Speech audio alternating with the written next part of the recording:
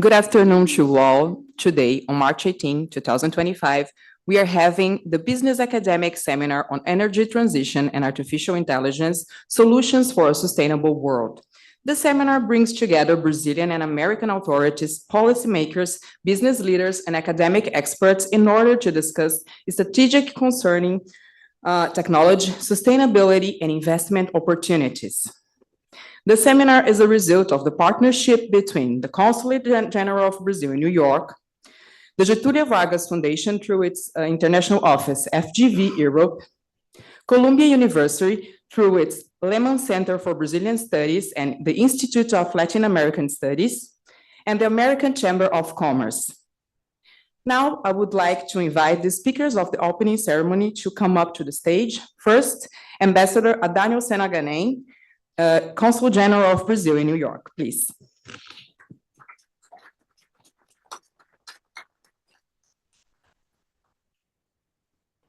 Good afternoon.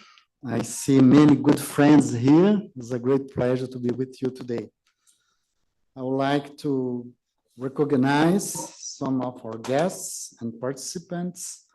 Mr. Bruno Dantas is not yet here, but he'll be soon here with us. He's the Minister of Federal Court of Accounts of Brazil. Mr. César Cunho Campos from Fundação Getúlio Vargas Europe is not a main partner today. For months, we have been planning this event. Mr. Paulo Blickenstein, Director of Lemann Center. We have been together many, many times in this beautiful university. Mr. Abraão Neto, CEO of American Chamber of Commerce of Brazil, Mr. Eduardo Melmanstein, Commissioner for International Affairs of New York, a good partner as well, Mr. José Roberto de Azevedo, where he is there. He is the chairman of the Executive Committee of the Brazilian American Chamber of Commerce, BSCC. Dear professors, researchers, students, journalists, and business people, welcome you all.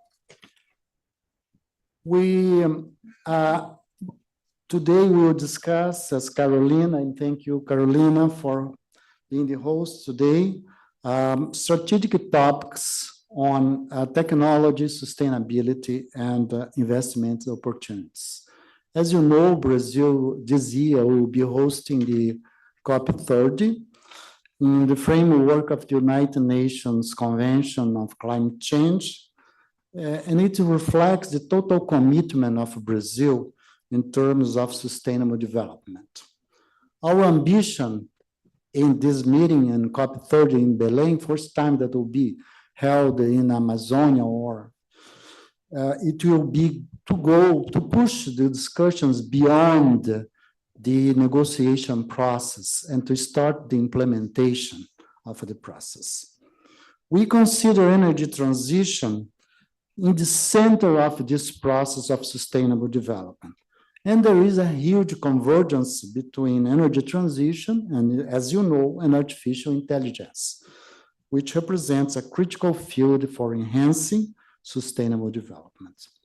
Brazil will certainly play a leading role in terms of energy transition. We have abundant resources and developed expertise in this matter, and also an appropriate regulatory framework. Allow me to present some aspects, some of in facts and numbers, some of that you know already, of course. 90% of electrical power in Brazil is clean energy, and 50%, more than 50% of the energy grid. But this is just the beginning. I will give some examples only in terms of, well, our total capacity energy production today is 200 gigawatts. The solar energy potential of Brazil is 20,000 gigawatts, 100 times today the Brazilian capacity. And wind energy is 2,100 estimate, 10,000 the total capacity of Brazil today. In clean energy, the industrial polos of Camaçari, Bahia, Pecém, Ceará, Suape, Pernambuco, Açu, Rio de Janeiro, and Parnaíba, Piauí, will place Brazil as one of the main producers and exporters of clean energy. But I think the most advanced sector in Brazil is the green mobility. Although the main economies made a choice for electrical vehicles, this decision focused mainly in transport consumption, not in the whole process.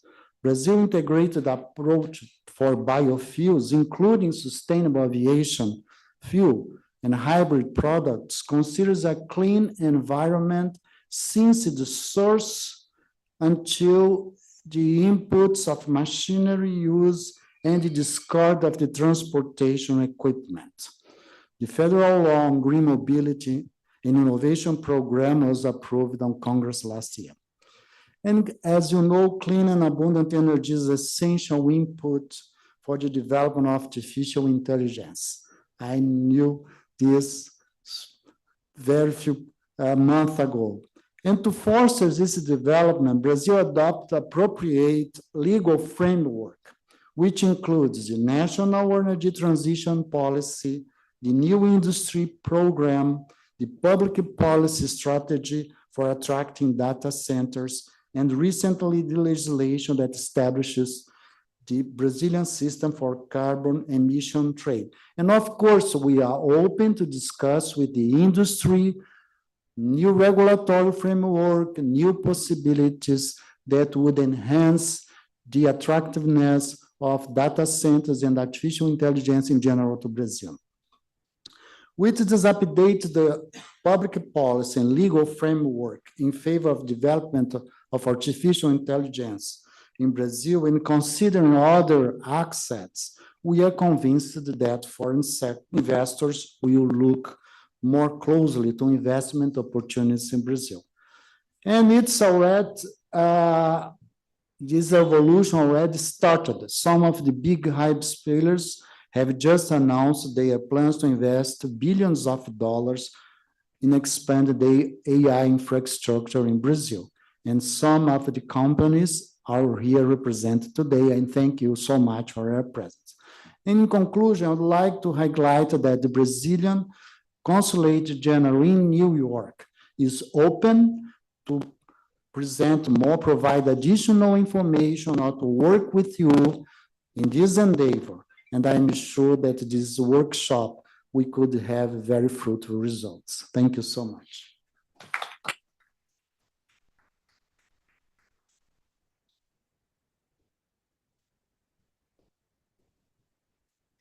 Now, I would like to invite Mr. Cesar Cunha Campos, Director of FGV Europe, to come to the stage.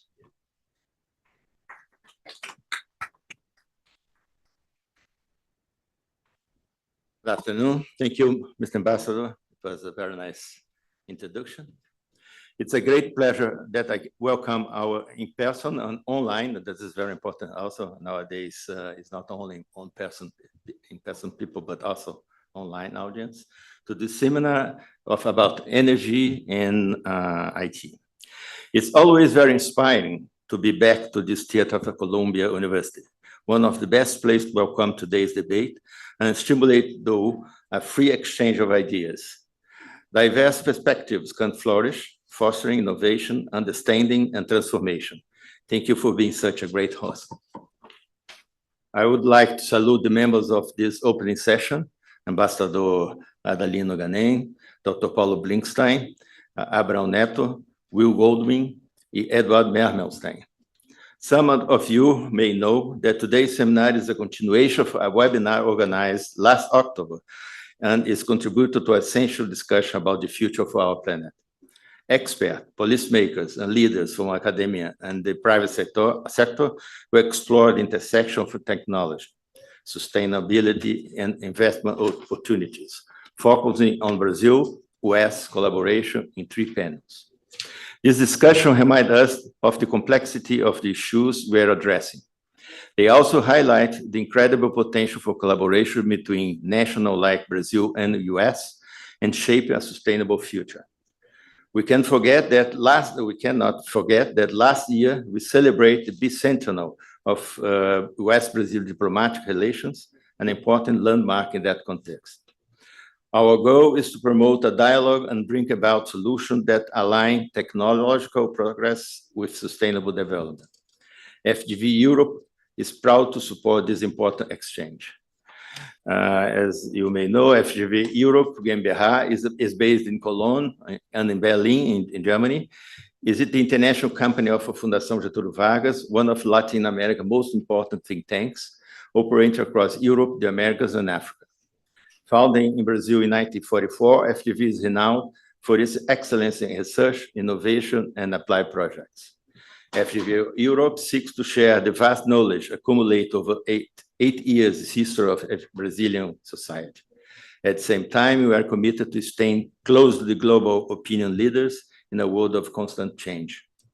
Our experts support countries, regions, states, cities, and the private sector interested in Brazil and vice versa through all stages of projects, planning, implementation, and management. We hope that the connection across borders and sectors made here today will spark new ideas and foster international collaborations that will continue long after today's event. As a conclusion, I would like to extend my sincere thanks to Max Contardi, one of our leaders in FGV Europe, to our speakers, moderators, participants, and organized team for their hard work in making this event successful. I would like to thank especially Mariana and you. It was very big effort. To Bruno Dantas, who is arriving. He's not only the Brazilian court, but also professor of FGV. And Mr. Décio Freire is our main lawyer and friend. And Hogan Zech, where is Hogan? Thank you for coming. Thank you for your support. Also, thank you to our partners at FGV Law School in Rio de Janeiro and FGV School of Economics of São Paulo and our supporters. The Consulate General of Brazil in New York, AMCHAM, BrazilCham, and Lemann Institute for Brazilian Studies and Institute of Latin American Studies of Columbia University. Thank you all for being part of this important dialogue. Enjoy the seminar, and we look forward to see you at the future events. Thank you.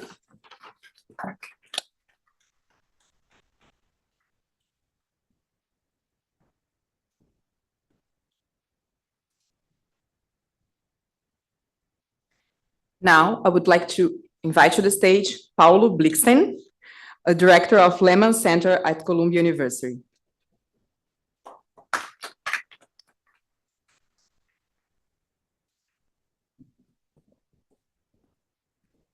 Hello, thank you very much. I want to just start talking a little bit about the Lemann Center and what it is. So the Lemann Center is a Brazilian Studies Center that was created in 2001 through a gift of the Lemann family to Columbia University. So it's an independent center and a university think tank. We receive scholars from Brazil, and we have lots of partnerships with Brazilian institutions. And we also support the students, the Brazilian students that are at Columbia. It's an independent center. It's not like a branch of the Lemann Foundation. It was created through an endowment, and it's also open to other partnerships and conversations with you here.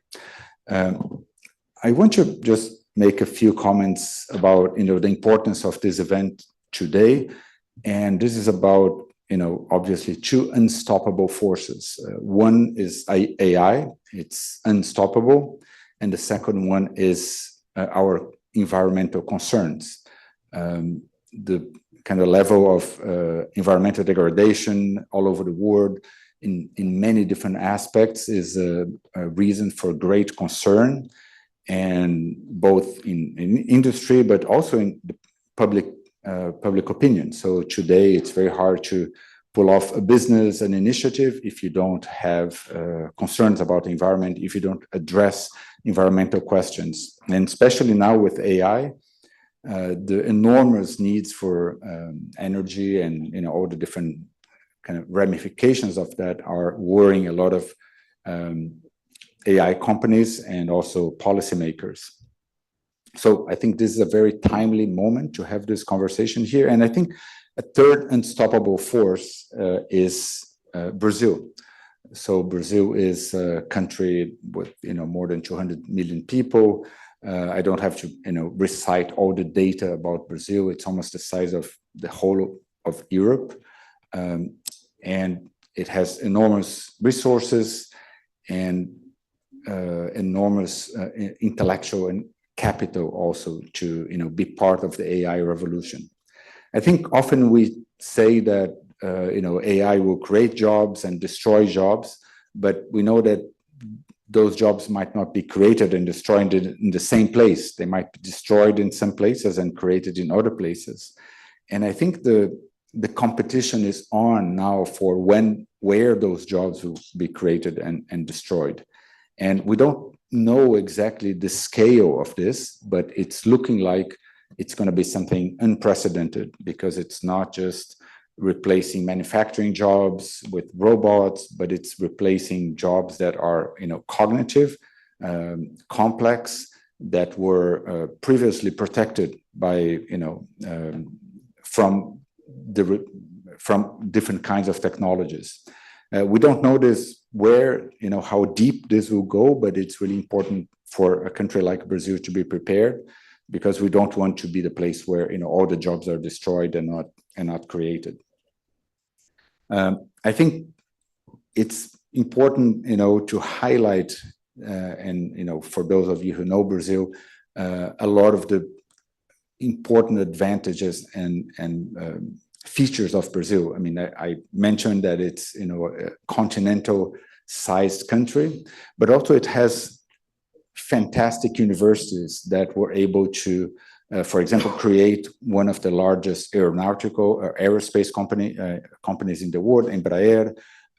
They were able to pull off an agricultural revolution in the country through Embrapa, and many other examples, like, Brazil created cars that run on alcohol or mixed fuels and all kinds of things.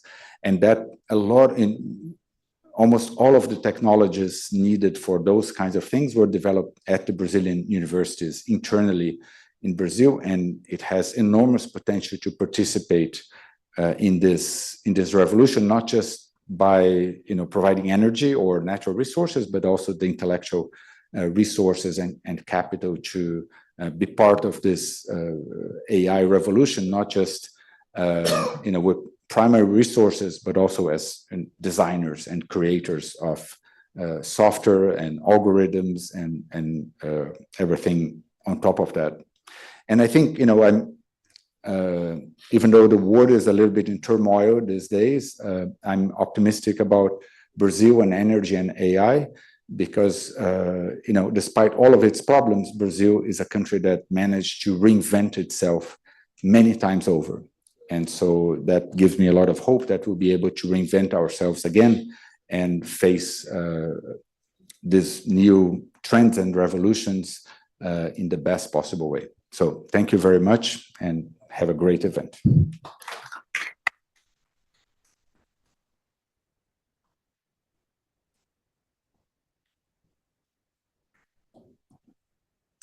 Now, I would like to invite to the stage Mr. Abraão Neto, CEO of American Chamber of Commerce for Brazil, AMCHAM.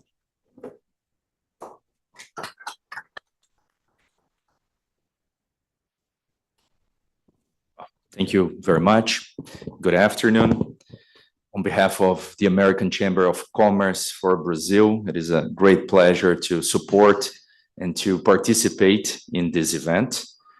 I would like to start by thanking the Consulate General of Brazil here in New York City, Ambassador Adalnio, FGV, Columbia University, and all of the organizations that contributed to this event. And I would also like to recognize the distinguished members of our opening panel.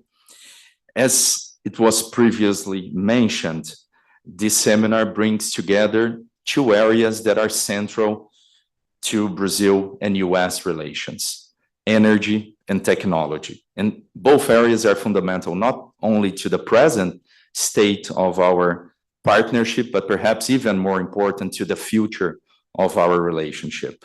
So if we take a look at our trade in services, in goods and investments nowadays, energy-related products already represent over 20% of our nearly $100 billion in annual bilateral trade in goods. And technology has become one of the most dynamic sectors in our bilateral trading services and investments. There's a recent study conducted by AMCHAM Brazil and by Apex Brazil, Rodrigo, the representative from Apex Brazil here, that highlights a growing role for technology in US greenfield investments in Brazil. So digital infrastructure, data centers alone have attracted almost $10 billion, making it the second largest sector for US FDI investments in Brazil in recent years. And I'm seeing Marcos Pego, CEO for Scala Data Center, Nayana, who is representative of AWS. So we have a massive investments on data centers in Brazil. This is taking place right now. If we look what was invested last year and what it has been announced for the coming years, the numbers are impressive. And if we look ahead, there is much more that our two countries can achieve together in these areas. There is, of course, a direct link between energy and technology, more specifically AI. So the rapid expansion of AI requires massive energy resources, making energy supply a key factor for its sustainable development. The United States leads the world in technology, in AI, and in data centers.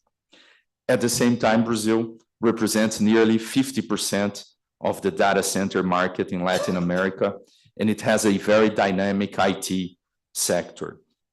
But what makes Brazil particularly attractive is its renewable energy matrix, one of the world's most diversified and sustainable. And this advantage strengthens Brazil's position as a strategic destination for investments in digital infrastructure. As the ambassador has mentioned, Brazil has approved a number of legislation and improvements in its regulatory environment that advances energy transition and makes Brazil even more attractive in this sector. And as AI and big data drive up energy demand, strengthening cooperation between Brazil and the United States in these areas will become even more crucial.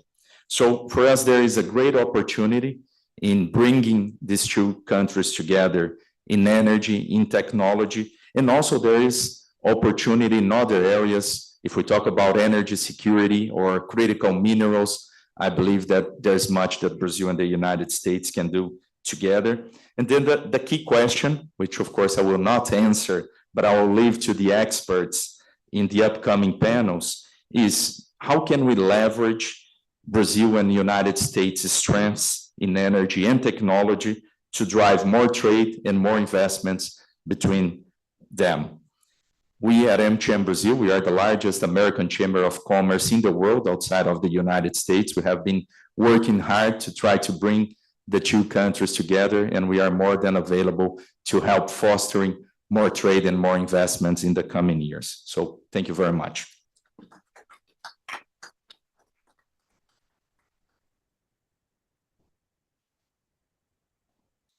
Now, I would like to invite Mr. Will Goodwin, Director of the New York Stock Exchange Institute. Sorry.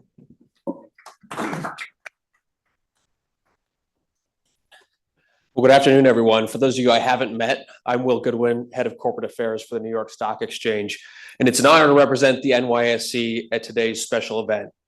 As many of you know, our friends, the New York Stock Exchange is home today to 2,400 of the world's greatest companies with a combined market value of almost 40 trillion US dollars. They're companies that come from 45 different countries around the world, and together they employ more than 44 million people directly and many more indirectly. We're particularly proud to be home to more than 30 of Brazil's leading companies, worth a combined market value of nearly $500 billion, which makes Brazil one of our largest international communities of companies. These companies span all sectors of Brazil's economy, from financials to industrials, utilities, technology, and basic materials, and they represent all parts of the country. Our markets help to provide these companies with access to global investors and, in turn, the capital that they need to grow and expand their businesses, both in today's economy and looking ahead into the future. Today's seminar is perfectly focused on that future, and we too are hyper-focused on the opportunity posed by advancements in artificial intelligence. We meet frequently with leading CEOs, with high-ranking government officials from around the world, thought leaders and others, and on this topic, we hear a consistent message, which is that artificial intelligence, the energy required to power the corresponding data processing, the related need for critical minerals, and advanced manufacturing are all inseparable aspects of our shared global future. And Brazil is well positioned to continue its leadership in both energy development and artificial intelligence, in part because of the enduring and steadfast focus of many of the leaders here today. As one example, in 2023, the NYSE partnered with the Consul General and his team, CNI and Fiesp, to convene a full-day seminar in our iconic boardroom focused on the global energy transition. Nearly 300 participants joined government leaders, including the presidents of both the Federal Senate and the Chamber of Deputies, and multiple cabinet ministers. And it's a testament to your leadership, with particular recognition to our friend, Ambassador Ganem, for the consistent focus on innovation, energy, and economic development that has defined your tenure as Brazil's Consul General in New York. It is certainly making an impact here in the world's financial capital, New York City, among the financial community, investors, and corporate leaders. And as you know well, the world is watching Brazil as you hold a national dialogue on legislation around artificial intelligence, as you prepare to host COP30 this fall, and as the public and private sectors work together to lead the global energy transition. At the New York Stock Exchange, we stand ready to support our incredible community of Brazilian companies as they press forward into the future of AI and energy. And we also stand ready to partner with all of you in the room today as you convene global leaders on these important topics. I'll share in closing that we're preparing to celebrate our 233rd birthday at the New York Stock Exchange in just about 8 weeks on May 17th. But our story started very small. It was a group of 24 stockbrokers who met outside on Wall Street under a buttonwood tree after our nation's first financial crisis to find a better way to grow the American financial markets. They came up with a simple document. This is known as the Buttonwood Agreement, and the New York Stock Exchange was born. And we tell that story every day in our building, twice a day, as an example of the power of the spirit of innovation to solve big challenges. And that same spirit is clearly alive and well in Brazil, and represented well here today by the combination and the union between leaders in the US and Brazilian governments, academia, and the private sector here to find solutions. So that's why, as we say on Wall Street, we are incredibly bullish on Brazil's future, and we're honored to be a part of today's session. Thank you.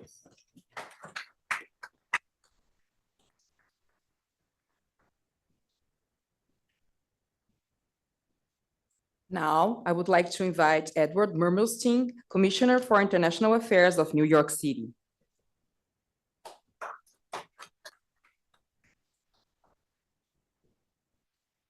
Thank you so much. Good afternoon. Esteemed guests, dignitaries, and members of the Columbia University community. It's a great honor to be here today at this important gathering.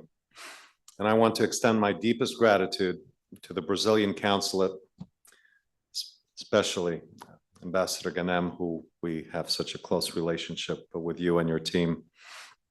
Our esteemed partners that are throughout this room, FGV Europe, Columbia University, the American Chamber of Commerce in Brazil, Brazilian Chamber of Commerce in New York. Thank you all for your leadership and commitment to this global collaboration. Last year, during Urban 20, I had the great privilege of visiting Brazil and gained a deep appreciation for its vibrant culture, its rich traditions, and its world-class cuisine. But beyond that, Brazil is a global leader in clean energy, sustainability, and innovation. At the Mayor's Office for International Affairs, we serve as a bridge between New York City and the global community, fostering economic partnerships, cultural exchanges, and collaboration on AI policy and service delivery. New York City and Brazil share a commitment to innovation, as well as sustainability and economic growth.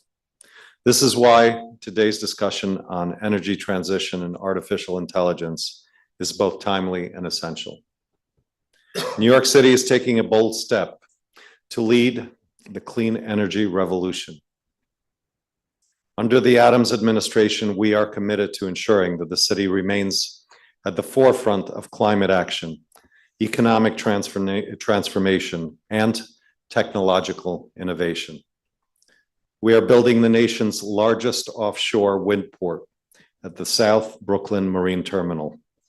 This project will generate 9,000 megawatts of offshore wind power by 2035, and it will create thousands of green jobs. To support this transformation, we are investing in borough-wide training centers that will deliver 12,000 apprenticeships, as well as prepare workers for 400,000 projected green-collar jobs by 2040. New York City is proof that a commitment to sustainability creates a real economic opportunity. Beyond clean energy, New York City is also a leader in artificial intelligence and digital transformation. We recognize that AI has potential to revolutionize sustainable development and drive innovation across multiple industries, including energy, infrastructure, and finance. To ensure New York City remains the global hub for AI, we're investing $3 million to drive the AI adoption and support AI startups, establishing New York City as the global hub for applied AI through targeted campaigns, launching an AI advisory council to guide AI-driven economic growth, piloting AI literacy programs in public libraries, connecting CUNY students with AI-focused internships starting in 2025. These initiatives not only make New York City a leader in AI, but also align AI innovation with sustainability goals, ensuring that technology works for all communities, including the marginalized and underserved populations. New York City and Brazil are natural partners. We're natural partners in advancing clean energy solutions and AI-driven innovation. Brazil's leadership in renewable energy and sustainability, combined with New York City's strength in AI, finance, and policymaking, creates enormous opportunities for collaboration. Through forums like today's, we can strengthen partnerships between Brazilian investors, clean energy leaders, AI innovators, and New York City's stakeholders to advance shared economic and environmental goals.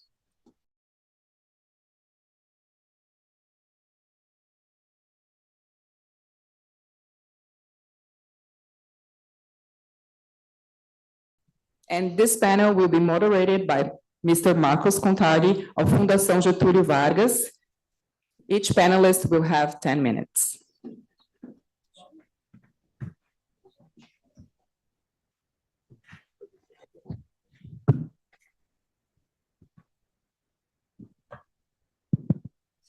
Thank you very much. This is the first panel. We're going to discuss energy transition in Brazil and the fact that the availability of abundant renewable energies is something that makes a lot of room for a role of Brazil at inside the world landscape. I will start with Dimitri, with the geopolitical dimension. Dimitri is geopolitical strategist of Pantheon Insight. And I have 3 questions for you. The first is how much of an impact do geopolitical trends have on the energy transition? and if the energy transition is becoming a geopolitical lever in itself. This is the first one. Then the second one is what are major risks and roadblocks to the energy transition. The third one is what role do you see Brazil playing in the energy transition? So if you can give us an overview of all these three issues. Hi, can everyone hear me all right? Yeah, so to address your first question, how will geopolitics impact the energy transition? So in my view, the energy transition is something that is a secular theme, meaning irrespective of what administration is in place, whether they are accommodative or they are antagonistic to fossil fuel alternatives, it is a trend that is here to stay regardless of what you might call short-term volatility. That gives it its secular theme. And you can see that reflected not just in the rhetoric, but in the policy, specifically the proliferation of industrial policy. So you see countries like Germany, Brazil, the US, South Korea, China. We see all of these countries deploying nation-first industrial policies that aim to either nearshore, friendshore, or domesticate large aspects of the supply chain as it relates to renewables. But the problem with industrial policy in this new global paradigm we're in is that it's a double-edged sword. And this new global paradigm we're in globalization is a security-first framework. We saw how preceding this, really before 2016, although you can argue 2008 was the catalyst, we saw a lot of global economic integration. But really following that period, and particularly in 2016, we saw the election of Donald Trump with a much more isolationist approach. We had Brexit, and we had a number of other elections all over the world that created this new global paradigm. And the focus has been specifically on maintaining the country's security stability. That's much different from economically integrating very deeply. And we see that with diversification strategies. And what some people call diversification, others can call fragmentation. It really just depends on what side of the political spectrum you are on. So I think in terms of the geopolitical forces, I think industrial policy is going to be a key driver because you look at, for instance, the Inflation Reduction Act in the US. There are various provisions in there that are supportive for adopting electric battery vehicles, for domesticating solar production.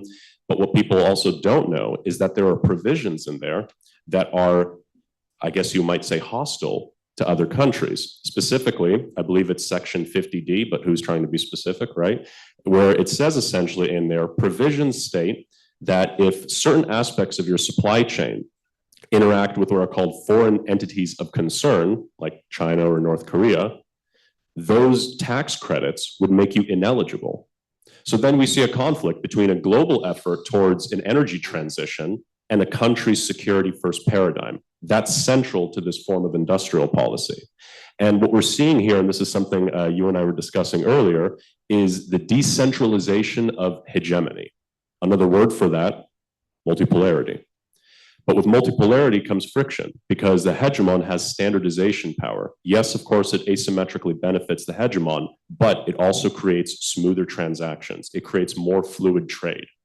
But since we're entering this period of multipolarity, there are upside economic, such as inflation, risks, as well as political ones. So even though we're entering this new period of multipolarity, which some might find desirable to the extent that they don't want a unipolar world, there is a price to be paid for that. And that's fragmentation and reordering of supply chains, not for economic optimization, but political maximization. And those two are not the same.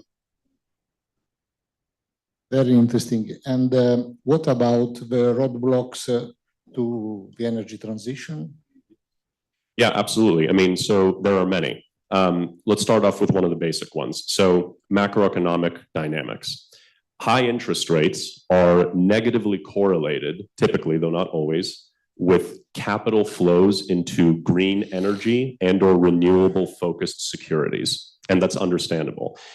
In the UK, I think it was either last year or 2023, the yields on gilts or UK treasuries were exceeding the yield on certain securities that were focused on renewables. So from a profit maximizing perspective, you saw a massive capital outflow from renewable focused trusts in the UK.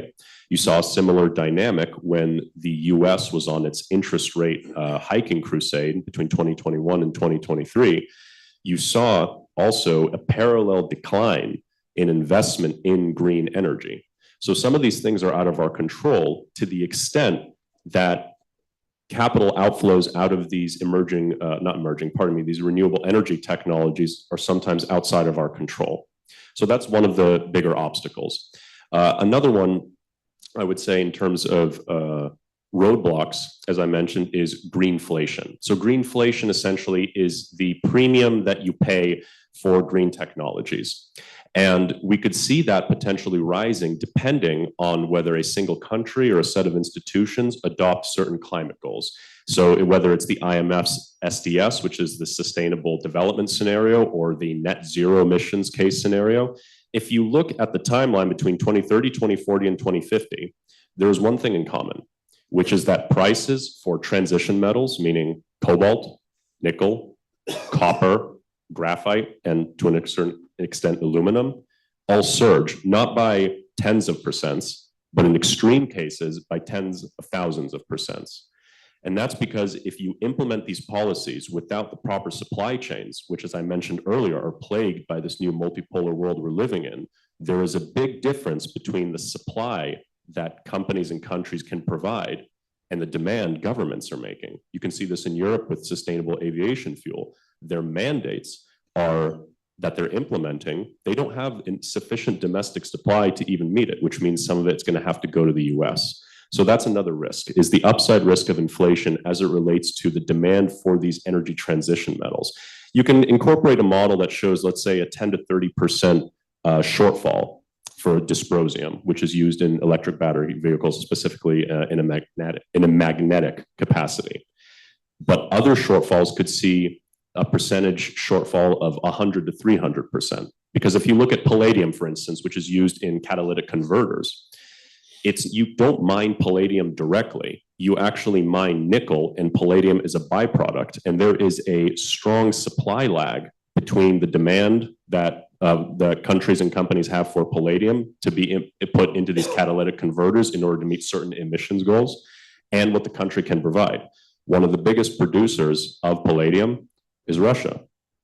Not exactly in great favorability on the international sphere, so that produces some supply risks, to say the least. So again, another example of how geopolitics is impacting a secular theme that would theoretically be something all countries would be aligned on, but because of their own competing national industrialization strategies, it creates these fragmented supply chains.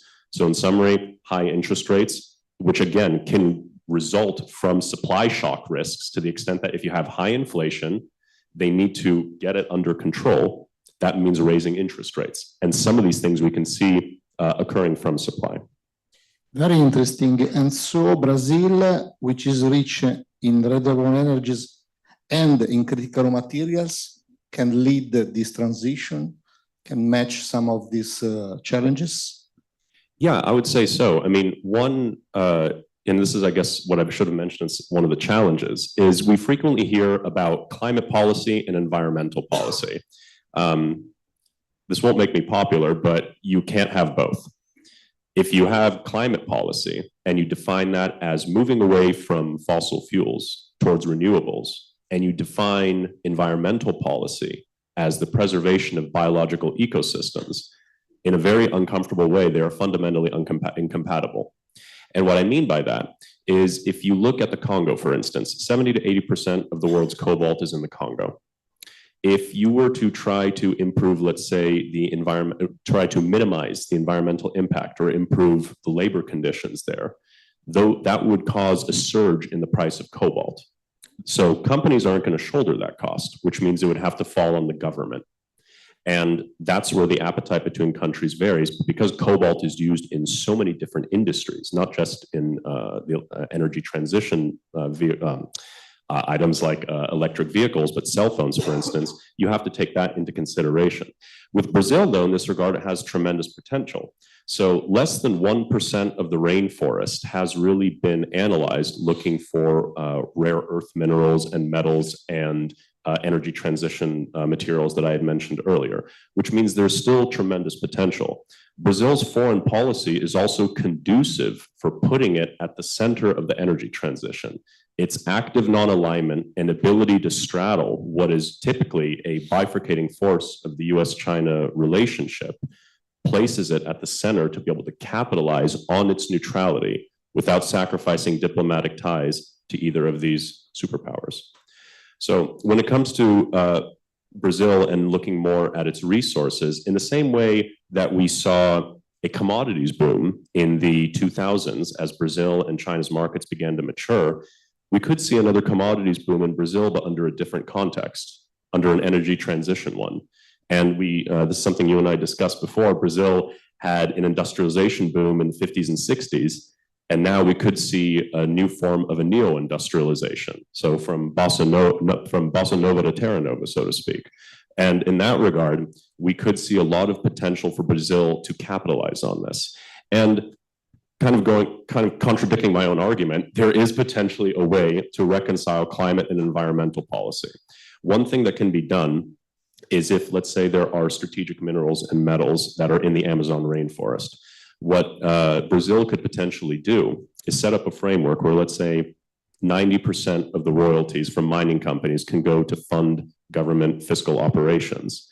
10% can then be dedicated to creating a small fund that would grow over time and would be invested into the Ibovespa. So they'd be betting on Brazil that would grow and would be used to restore parts of the rainforest that were, let's say, destroyed in order to mine these critical minerals. And that would create a positive feedback loop and could potentially bridge what is that paradox of the climate and environmental policy.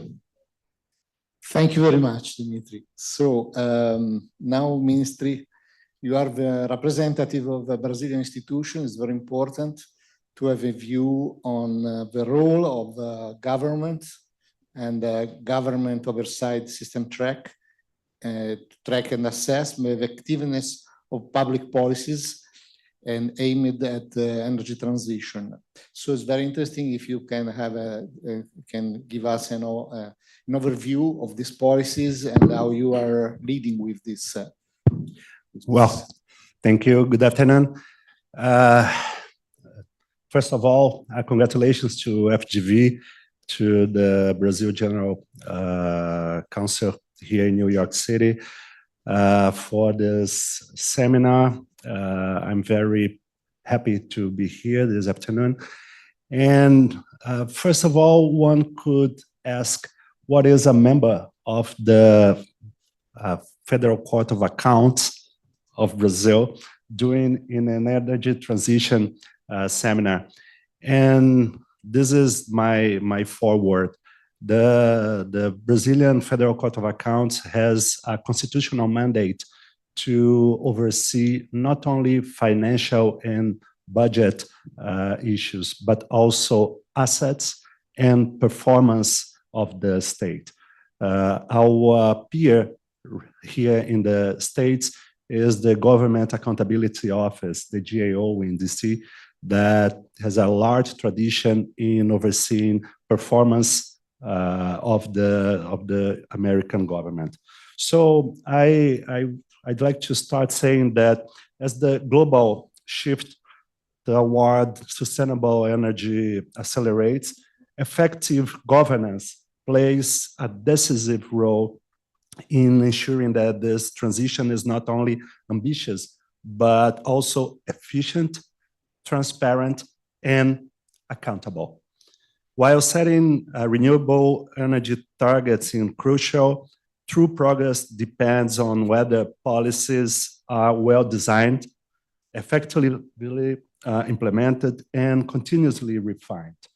This is where the Supreme Audit institutions, it's like we call the kind of institution I belong worldwide. There are accountability offices, there are audit offices, there are Contralorias in Latin America, but we call them worldwide as Supreme Audit institutions.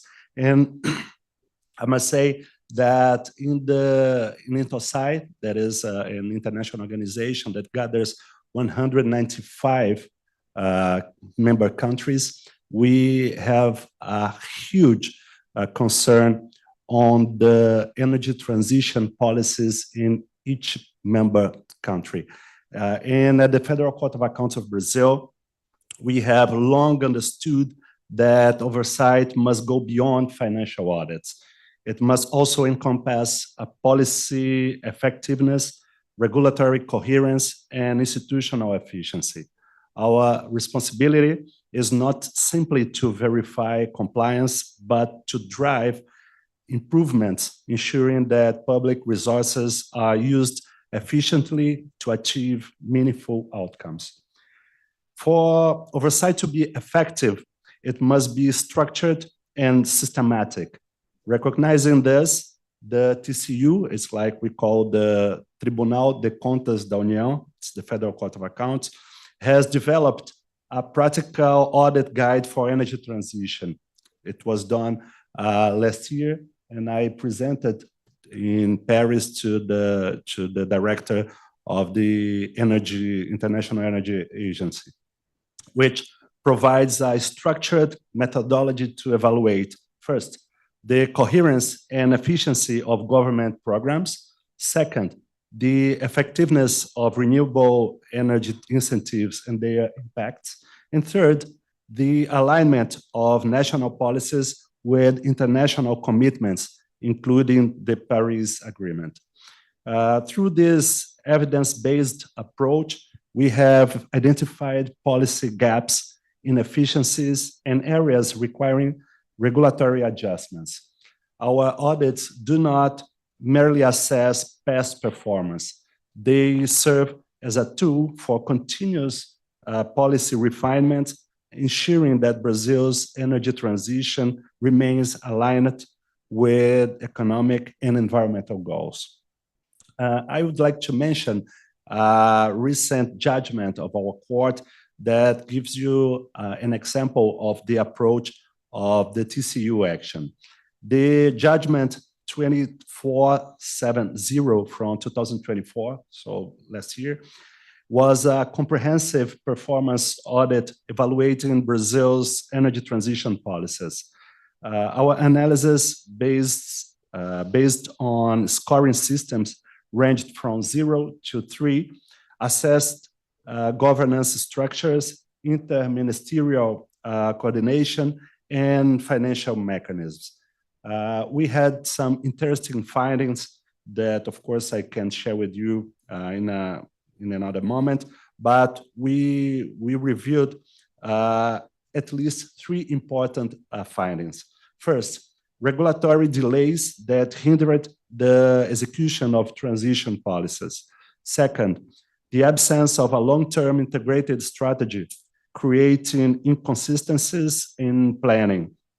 And third, challenges in tracking progress, making it difficult to measure the real impact of our initiatives. As a result of this assessment, we recommended specific adjustments leading to a revision of financing mechanisms to better align investments with regulatory goals. This case highlights a critical reality. Oversight is not a static process, but an ongoing mechanism for refining governance structures and improving outcomes. Another issue I'd like to mention is transparency and public accountability. Transparency is the foundation of trust in public institutions, particularly in sectors with profound economic and environmental consequences.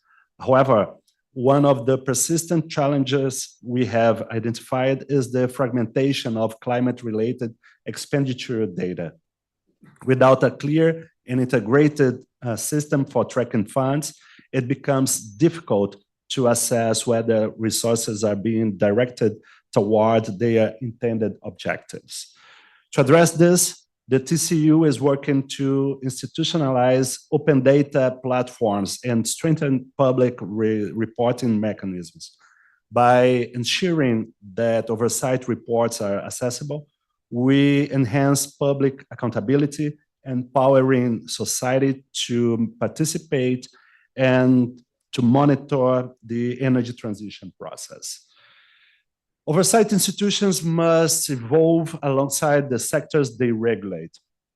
given the rapid technological advances shaping the energy landscape, we at the TCU have embraced data-driven oversight tools to improve efficiency. For instance, we have integrated AI-driven audits and real-time analytics into our monitoring systems. One notable initiative is the Climate Scanner, a digital platform that allows us to track the performance of Brazil's energy policies in real time.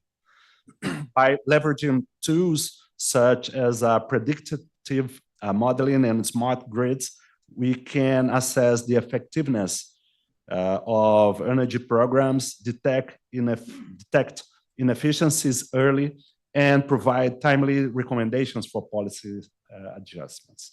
The ability to analyze vast amounts of data in real time is transforming the role of oversight institutions.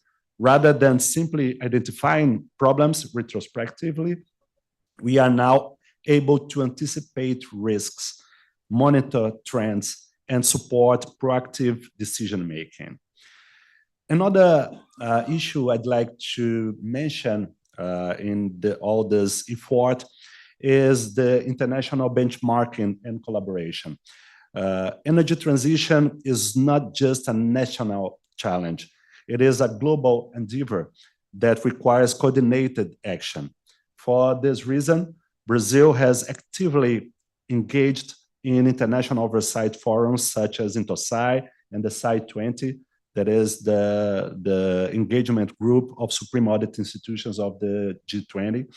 And these platforms allows us to benchmark our policies against international best practices, exchange insights of regulatory challenges and investments mechanisms, and harmonize oversight methodologies to align with global climate governance standards.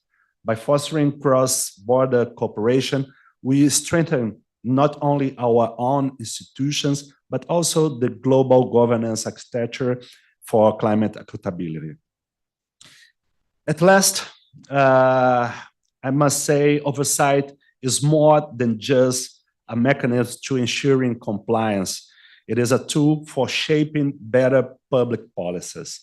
The effectiveness of Brazil's energy transition depends on our ability to continuously refine our audit methodologies, integrating AI-driven analytics for better decision-making, strengthen interministerial coordination, ensuring that energy policies are cohesive and aligned, and reaffirm transparency and accountability, fostering public trust in the transition process.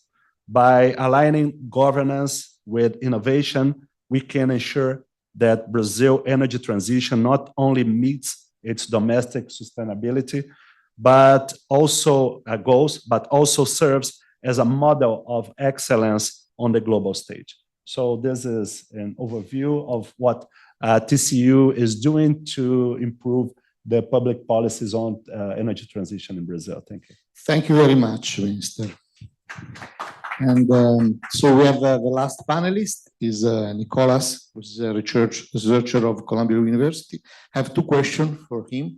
One on the importance of the attraction of data center as a lever for country development in Brazil, the first one. And then the second one is about the question of the relationship between data center and the usage of energy and the stability of the system and the effect how they have an interaction. Thank you, Marco. Thanks to organizers for having me today. I think it's very helpful for me to come after Dimitri and after Bruno because I'll pick up on some of the themes that were raised in their talks. As I was preparing to come here, I was thinking, how can I best contribute? I'm an academic working on development strategies.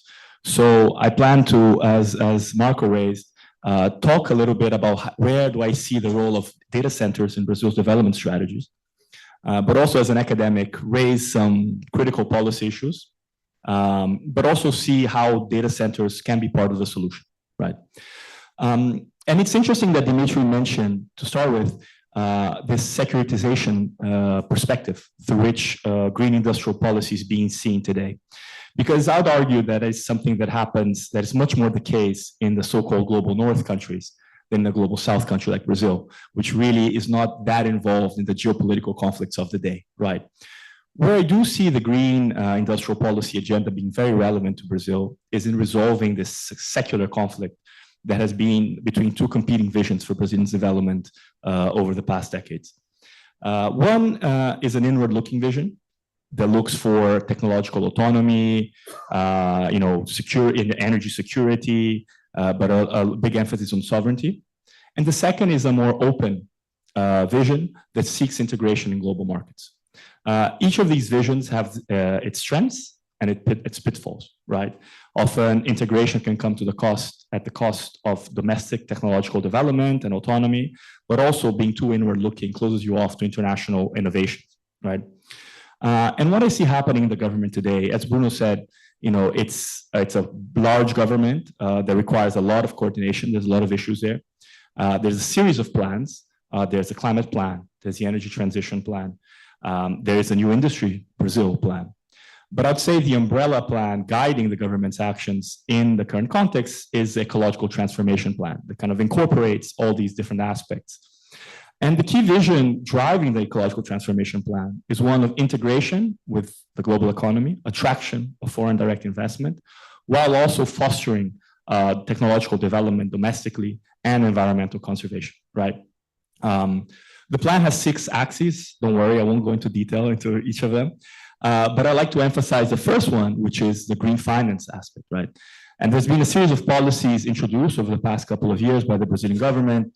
We mentioned the carbon markets, but also we have the hedging mechanism, EcoInvest, currency hedging mechanisms. We have the country investment platform looking for investments in green sectors.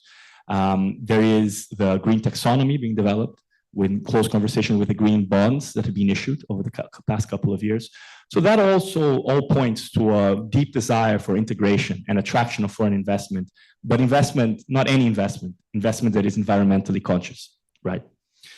That is great. And we hope that this effort to embrace the global economy will yield the expected returns.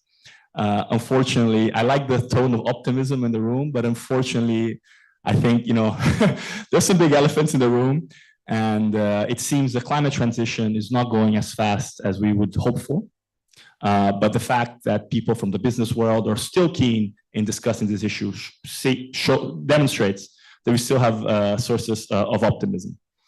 And moving on to the second question, Marco, of course, it's not enough just to attract foreign investment. We need to make that fit into the domestic policy framework, right?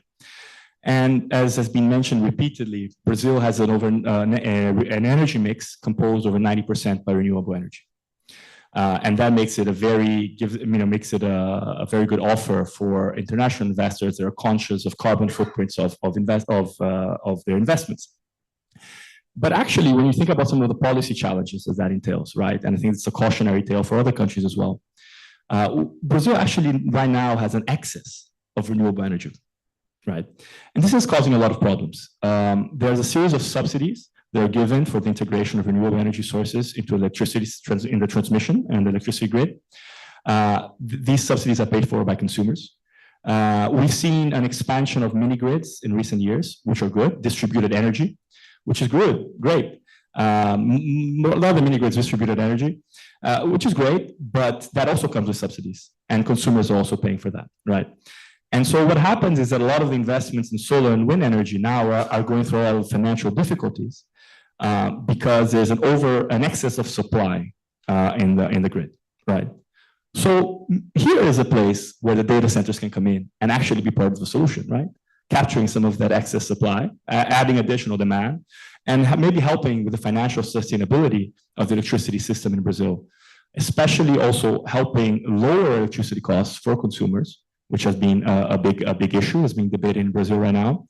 So that is great. That is kind of a synergy between the attraction of foreign investment and domestic concerns. But there are also some other issues to be kept in mind, right? We know that the bulk of solar and wind energy in Brazil is present in the northeastern region. However, if I'm not mistaken, most of the plans to invest in data centers is in the Southeast and in the South. So there's some issues there about the transmission, right? And transmission over those distances, as we are a continental country, requires some very substantial investments. You know, this is a very important policy issue, right? And then there's other issues regarding kind of more strategic issues on the development strategy. Because data centers are very important, a part of the picture, and the government is increasingly keen to attract them.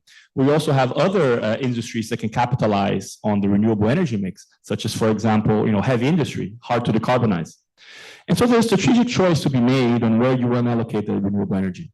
As I said, there's an excess of supply. So I think in a way, we're in the best of both worlds. We can allocate it to all of them, to all these different applications. But there's a strategic choice to be made there, right? I maybe should I stop here or I can come in later where I see the direction of this? Yeah. I think that if done right, as I said, the regulation, and that's going back to what Bruno said, regulation must accompany the development of the sector. You know, we had a very successful regulation over the past couple of decades in promoting a renewable energy transition in Brazil. Now it's time to adapt that, and that's being done. You know, Brazil has some very strong policymaking institutions, the Energy Planning Agency, the National Council for Energy Policy, a series, you know, the Electricity and Energy ANEEL. There's a series, there's the Court of Accounts. There's a series of institutions working in making sure that the regulatory framework is up to the task, right? And so I think we're a victim of our own success.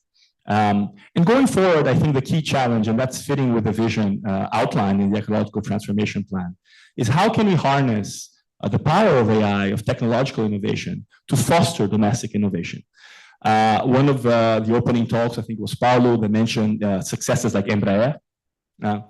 And I can mention Embrapa, the Agricultural Research Agency, even Petrobras is in its own sector. How can we use AI to create new champions like that? And how can we create a synergistic link between renewable energy investment, foreign investment attraction, the transmission of, let's say, the absorption of industry, of technology and innovation power domestically? And that is one of the other axes of the ecological transformation plan. So technological densification, that'll be the direct translation.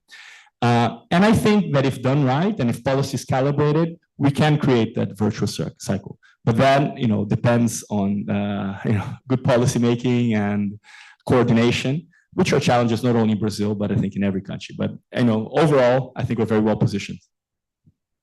Thank you very much. I think that this panel was very complete. We have three different visions, very integrating, synergic, and insightful. So I think that we can stop and then we'll pass to the other. We're done. Is it here? Thank you so much for your remarks. Now we have a brief pause to set up for the second panel on the topic of technological development and artificial intelligence infrastructure. Thank you.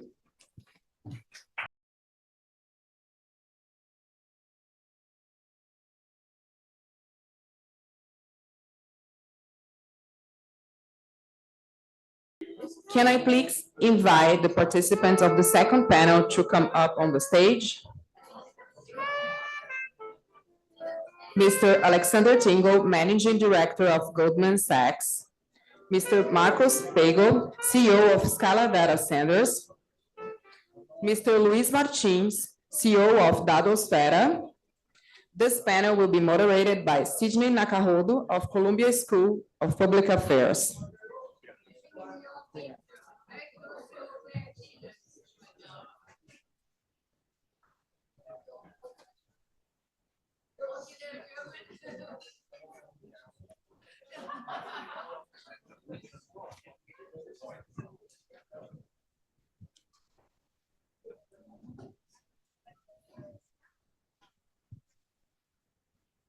All right, good afternoon.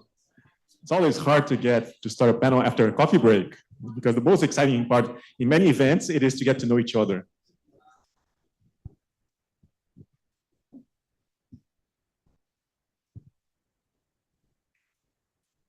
At an AI summit here at Columbia a few weeks ago, a speaker highlighted how a 2013 breakthrough led to the rise of generative AI, an innovation that took 10 years to reach mass adoption and change industries worldwide. But while it took a decade for generative AI to take off, the challenges created by AI's rapid growth are escalating much faster. One of the biggest concerns today is computing power. The demand for chips and critical minerals has turned what was once a niche supply chain into an urgent global race, with countries and companies competing to secure the resources needed to keep AI running. Yet, another key challenge is often overlooked: the infrastructure that powers AI.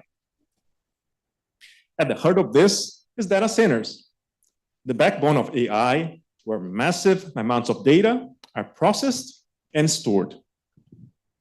Expanding data centers isn't easy. It raises big questions about energy use, environmental impact, security, and of course, funding. As AI keeps advancing, the real issue is, how do we build infrastructure to support in a way that's both scalable and sustainable? This is where Brazil has a unique opportunity. With renewable energy, a growing digital economy, and increasing investment in AI infrastructure, Brazil is well positioned to play a major role in the global AI landscape. But what will it take to make it happen? Today's panel, we will explore how AI, data centers, and economic growth intersect, and what needs to be done for Brazil to seize the moment. To start, let's take a global view. AI's rapid expansion is driving an unprecedented need for data and storage. But are we ready for this growth?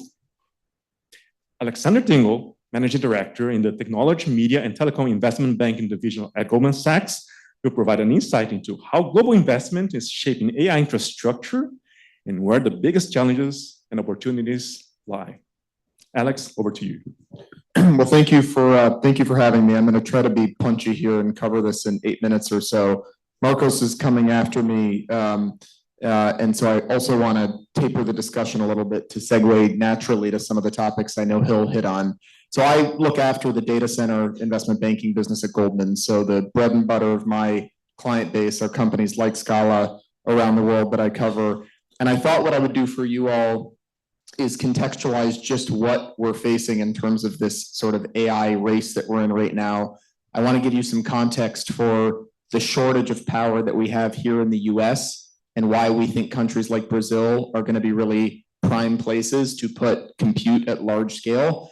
And then I want to talk a little bit about some of the challenges that I think Brazil faces in accomplishing that. And then Marcos I'm sure we'll touch on that in a lot more detail, given he lives and breathes that day to day. But maybe for some context of just how much is being spent on AI infrastructure. So if you look at massive periods of capital investment in the US over the past 50 years, adjusted for inflation, we look at COVID stimulus, for example, as a data point. That was a $5 trillion period of investment. We go back to spend during World War II, that was also a few trillion in today's dollars. The cost needed to build out AI infrastructure is estimated to be somewhere in the $10 trillion range. And if we think about that $10 trillion, that includes everything from the chips that are going to need to go into data centers. It includes the physical data centers themselves. It includes the fiber connectivity, the power infrastructure that's going to be needed to build out this. It's massive. If you ask yourself, gosh, why is so much capital needed? Particularly, I keep hearing data center, data center, data center. Why is this happening right now? Data centers are nothing new. In the cloud era, when Microsoft Azure, Amazon Web Services, Google Cloud, when these became a thing some number of years ago, a bunch of data center capacity needed to be built out to serve those workloads. Those workloads continue to grow and are not going away. But in an AI era, we now have a bunch of compute happening on a new generation of chips that we call GPUs. You've probably heard of NVIDIA, who manufactures most of the GPUs out there today. These GPUs are very dense and have very intense power requirements. And with each new generation of GPU that comes out, which on average has been every 2 years or so, there's roughly a 70% increase each time in the amount of power that's required to power that GPU. If you translate all of the GPUs that are going to be built in the next few years and translate that to an amount of data center capacity that's going to be needed, we estimate that it's somewhere between 45 and 60 gigawatts of new power generation capacity that is going to need to be built out. And for those in the room who don't have context for what 45 to 60 gigawatts means, the entire city of Miami, for example, consumes roughly a gigawatt, of power. So you're talking about the equivalent of building up power infrastructure to support 40 to 60 cities the size of Miami in South Florida. That's a massive amount of power infrastructure. And the other thing, as an American, I'm embarrassed to admit, but it's true, the power grid in the US is pretty awful. It's a patchwork of a bunch of local, utilities that connect into a large grid. The power grid in the US is largely not renewable in nature. It is mostly nat gas powered. We do have a lot of natural gas. It's better than burning coal, but it's still not considered renewable. And we juxtapose that with a bunch of the big hyperscalers, these big tech companies, Google, Amazon, Meta, et cetera, who a few years ago all went and put these very ambitious goals out there to be net zero by 2030, by 2040. The year depends a little bit by company. They put those ambitions out there in the public domain just before we entered this big AI revolution. Clearly, in hindsight, if they could go back, they probably would have, paused putting these big ambitions out there, but they did. So they sort of had to push back on those and say, mea culpa, we were a little bit aggressive in putting that out. We need some more time. But nonetheless, the need for them to get renewable power has not gone away. And we're not going to be able to solve that in the US alone. I think the US government recognizes that. So that means that the US, for whom, by the way, preserving our advantage in the US of our AI advantage over China is a #1 national security priority, means that even if the US wanted to put all of the workloads domestically here in the US, it could not do so. It needs to turn to partners outside of the US.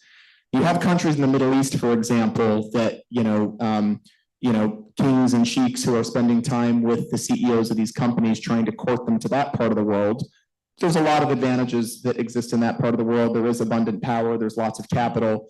Most of that power is not renewable in nature. And I would say also a lot of those countries, from a geopolitical standpoint, and there's a reason that they care a lot about this, and it's because oil has historically been their mode of exerting geopolitical dominance, and this is viewed as a replacement for that.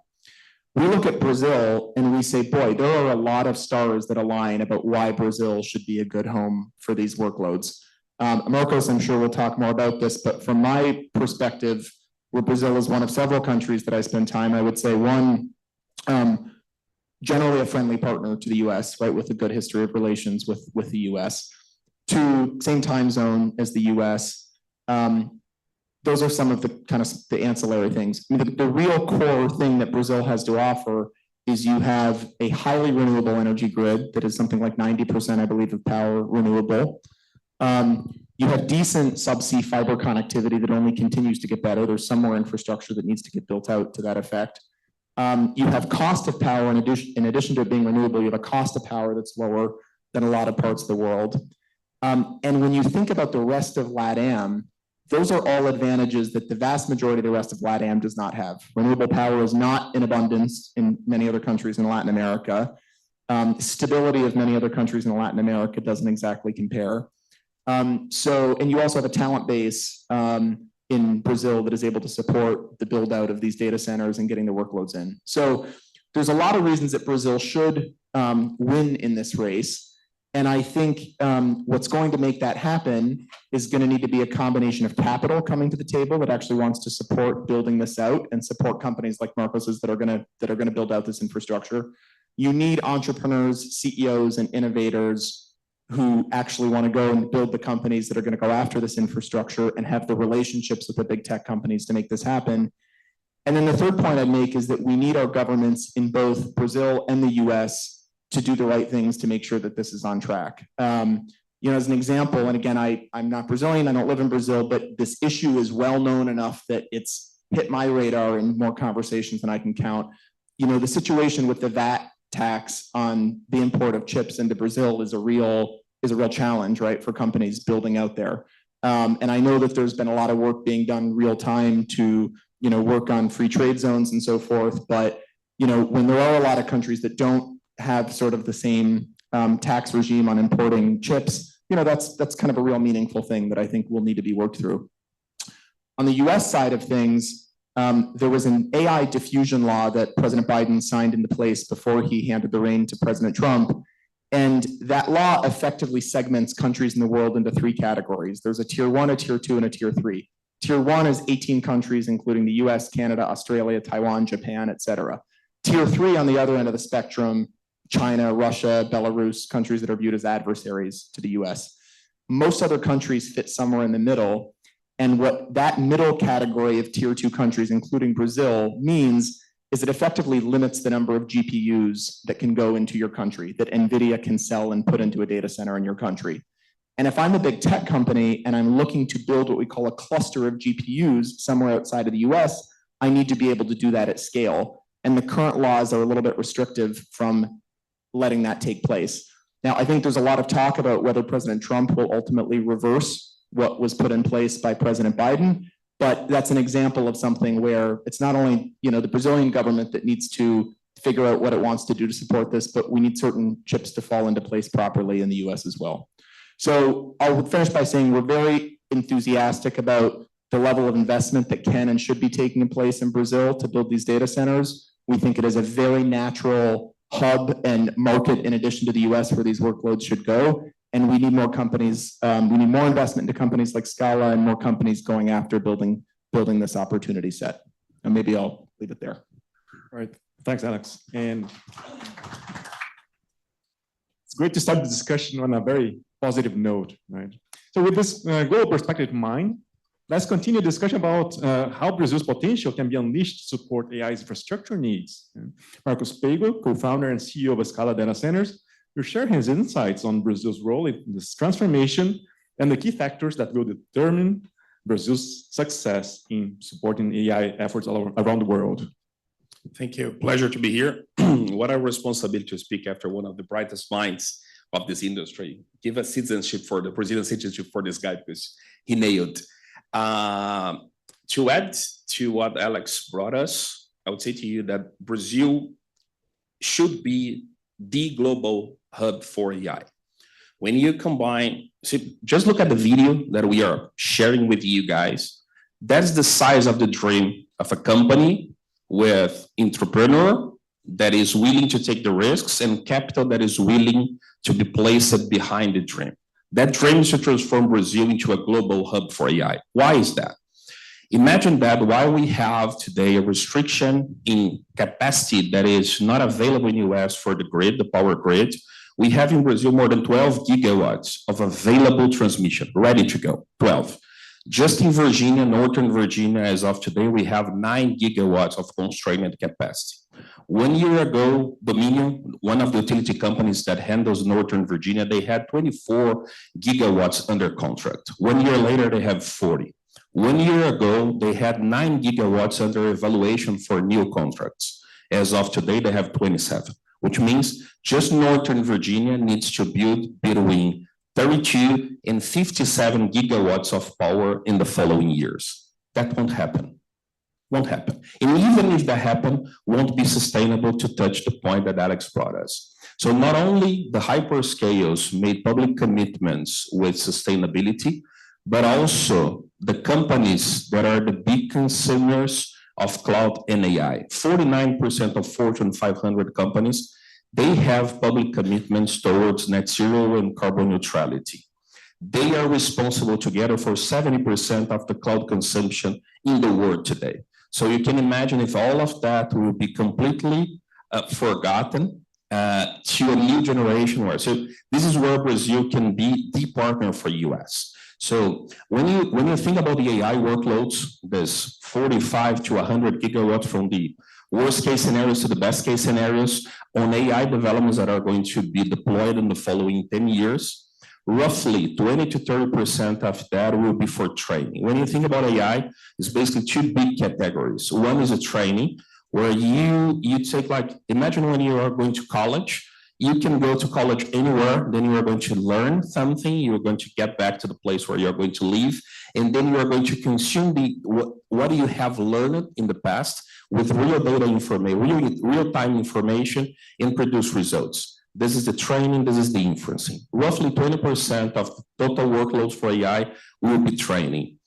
Everything else is what we call inferencing. For the training, latency is not an issue. When we started developing, I founded the company Scala in April 2020. We made the decision of invest this in December 2019 to this thesis. The thesis was basically to play catch up with the gap between how much infrastructure we had in the country, in Brazil and in Latin America, compared with other countries when you assume a few indicators: size of population, level of economic activity, number of devices connected, and etc. You can make this almost like a Big Mac parity scheme. And Brazil was at that time 1/8 of Europe and 1/7 of United States proportionally. So only by playing catch up, because when the applications are developed, they are more mature, more workloads from the companies migrate to the digital, they will require lower latency, which is basically the time, but in a simple way, the time for the data to go and to get back, the information to flow and to get back to the consumer. By playing that, we planned this company for 50 to 70 megawatts by the end of 2028. Scala is already 200 megawatts. We deployed $2.5 billion in capital as of today, and now our plans are for 1.5 gigawatts at least. The Scala, we have a campus in Tamboré where we deployed already $1.5 billion, which is the largest, one of the top 10 campus in the world, one of the largest in Latin America, with 1 gigawatt of power, out of which 450 megawatts are already built in the substation. That's the size of Miami. In Scala City that you saw here is the size of the state of Rio de Janeiro in terms of power consumption, 4.7 gigawatts.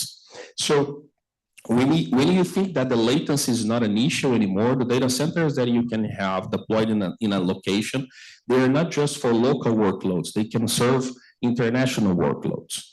For the inference, you can distribute layers of latency for that, and roughly 40% of the inference could be supported by the latency we have today with the subsea cables that are available for Latin America.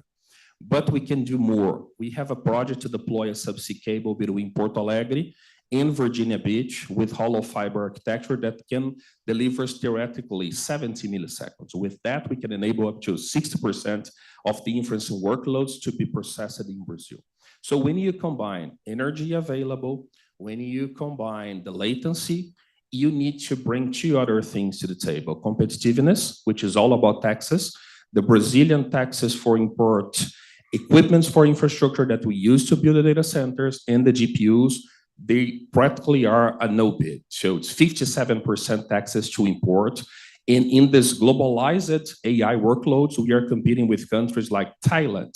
I'm in a bid today for 200 megawatts competing with Thailand because of the taxes. That is a nonsense. This is for, and the second, we need data protection laws, data privacy laws that enables workloads from foreign entities to be processed in Brazil, protected against the local privacy. So imagine that we can create this free trade zones, not only from a taxes perspective, but also for data privacy. So the idea is that you can bring the same way an American citizen can travel to the country today and their personal data are protected.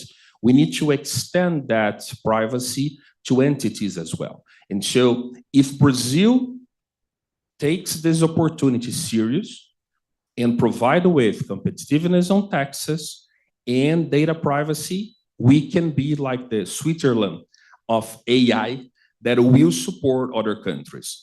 The intellectual capital to do that we have, access to money to fund that we have, companies like Scala with more than 1,000 employees working 24/7 to deploy capacity for hyperscales we have. So it's all about the goodwill of a country to understand that this can be a secular opportunity to change the faith of the future generations. This is where we are working. What is the good news on this is I'm seeing a lot of progress on legislators, government, and the industry. For the first time, I see the industry, both customers and us that provides the infrastructure working together towards this goal. The future is bright. It's all about hard work and goodwill. And of course, if that requires that the AI Diffusion Act are changed. So Brazil is within a group of countries that is not, Brazil today is the 7th largest country by population, the 90th largest economy in the world. We are between the 2nd and the 3rd largest market for YouTube, TikTok, Instagram, Facebook. We are talking about between 100 and 150 million users for each of these platforms. We have 2.2 devices per citizen active in the country. This is crazy. It's more than 400 mobile devices that are active as of today. We have 90% of our households have broadband internet access. 72% of our e-commerce are already performed by mobile devices, which shows the penetration of mobile. So everything that is required for a country to thrive in that are present, but we are now one of the countries treated between the 19th and the 210th. Doesn't make sense. So in these restrictions, they are very, very serious. We are fighting for 25% of the GPUs. If the validated end users, which are companies like Microsoft, Amazon, Google, and others, they require an authorization for the government to deploy GPUs in that country, and then can go up to 7% total. So it's 25 in a bucket that we are fighting for, and we can get up to 7% of the total. If a Brazilian company, this serves for American companies. If a Brazilian company wants to import GPUs and deploy their own capacity, we can get to a certain limit of GPUs, which converts to roughly 150 megawatts, 300 megawatts, 450 megawatts. Only if Petrobras in Itaú, largest bank, largest oil and gas company, decides to move their workloads to GPUs, that limit would be consumed for the whole country. So this is the type of restrictions we are facing, and this is only because the governments are not talking seriously about the future. That's what we need today, everything else we have. Thank you. Thanks, Marcos. Great message for our legislators and policymakers here. And in the previous panel, we heard a lot about industrial policy. Right? This is a great case where Brazil can play a big role worldwide. And if we do our lessons, we can unleash that potential right away. And that's what we're going to hear now. Many companies underestimate the energy consumption infrastructure needed to support AI at a scale. Luis Martins, co-founder and CEO of Datosfera, will present. He prepared a short presentation to talk about the gap between the AI hype and the reality of its energy and operational costs. So Luis is going to present it from the podium, and then we will enter the Q&A session. Hello, everyone. Good afternoon. It's a pleasure to be here at Columbia. Just need like.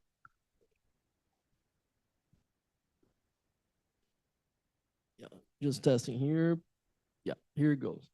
So my talk will be a little bit different because I'm the startup guy. So I'm almost using a tie here. So AI hype versus reality, the cost and energy infrastructure challenge. So we have a challenge that people are not talking a lot when we are advertising about AI. This is a little bit about me. I didn't know that people would refer to Embraer like 2 times today. I work at Embraer. I was the project engineer responsible for the wingtip of KC-390. It's the largest airplane developed in the South Hemisphere and was developed by Embraer. And it's something important about the KC-390 that was like an investment from the government.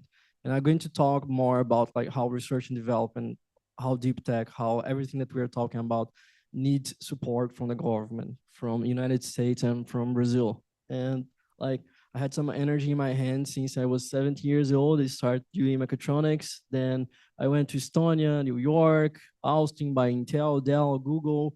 So we learned with the best in the world, and I participate in the launch of Magalu Cloud. So the cloud, it's a next level. So it's above the data center, but it's good to have this relationship. We test high loads in Magalu Cloud, and it's the first hyperscale cloud in Brazil with 2 zones. So here's a graph that most of you already know. It's the hype cycle from Gartner. Like every technology has the same pattern. Like when I went to Canada in 2015, everyone was talking about machine learning, and then everyone started talking about AI that becomes like the traditional AI, and now there's like generative AI. And every time you go to the disillusionment like phase, we start like facing problems. So what's the problem that we're seeing, the unspoken reality?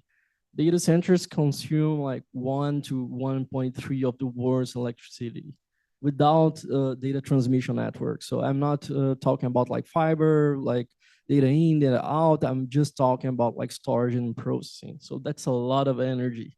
ChatGPT query. So when you go to ChatGPT and you do a query or Gemini or any related LLM module, you're basically wasting 10 times more than what you used to waste with like a traditional Google search. So it's just math. If everyone start using AI, we're going to have like a big problem of not only energy, but almost like any kind of resources. And I'm not going to talk about like minerals and elements because that's another side of the story, but the problem is huge.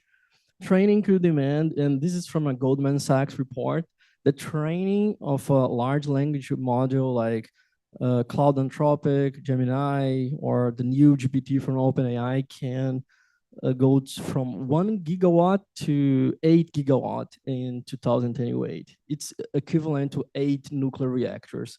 Can you imagine like a country that has like 8 nuclear reactors like in standby to train an AI model? So something needs to change.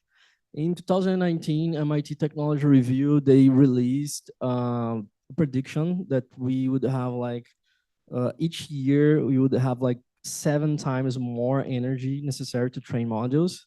And thanks God that was not the case, but like the real data is not so far. So Epoch AI just released another study in May 2024 that's around like 4 and 5 times.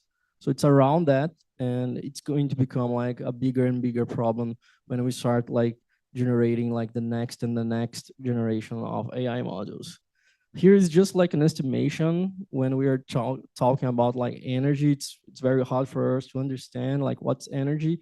So we can like correlate with water using like the cooling systems on data centers. It's an example of GPT-3.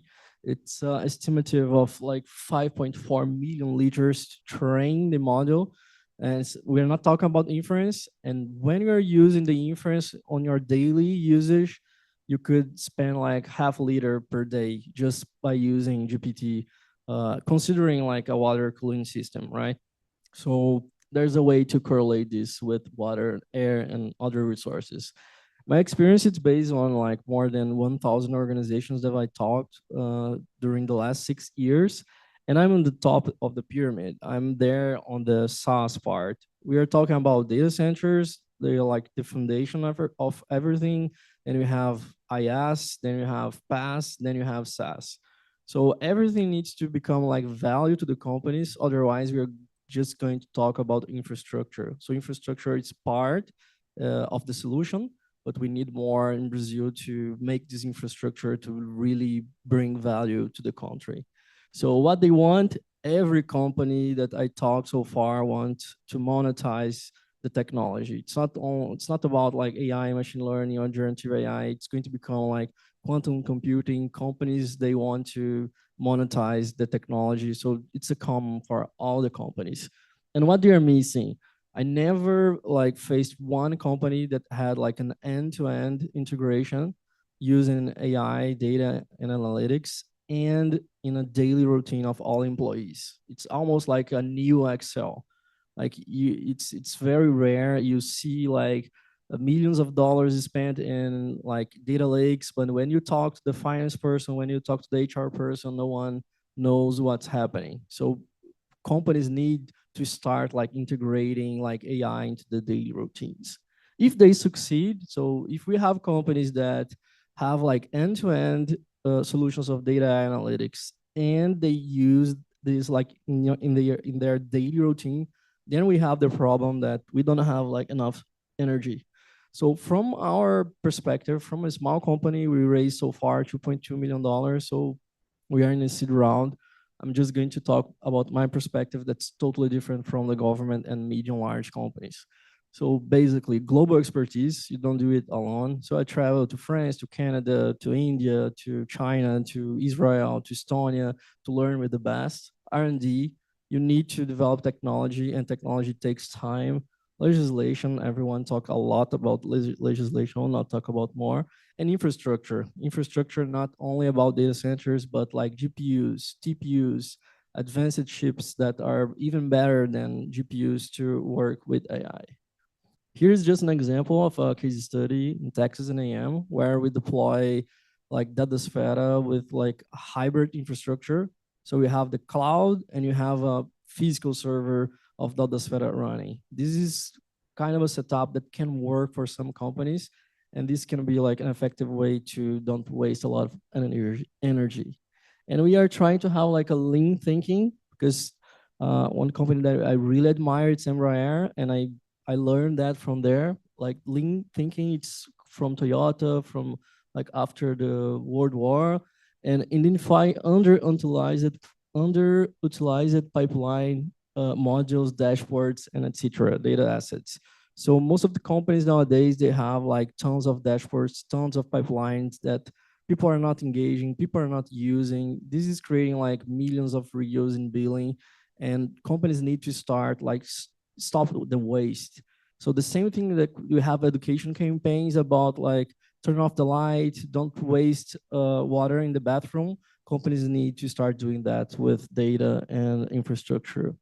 And we can use AI for everything. I use AI to plan my trip. I use AI to do more than 300 researchers online. I use AI to prepare my presentation.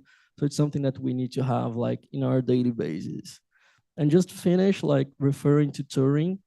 Turing had like this imitation game where you expect the AI to imitate us and to become a human.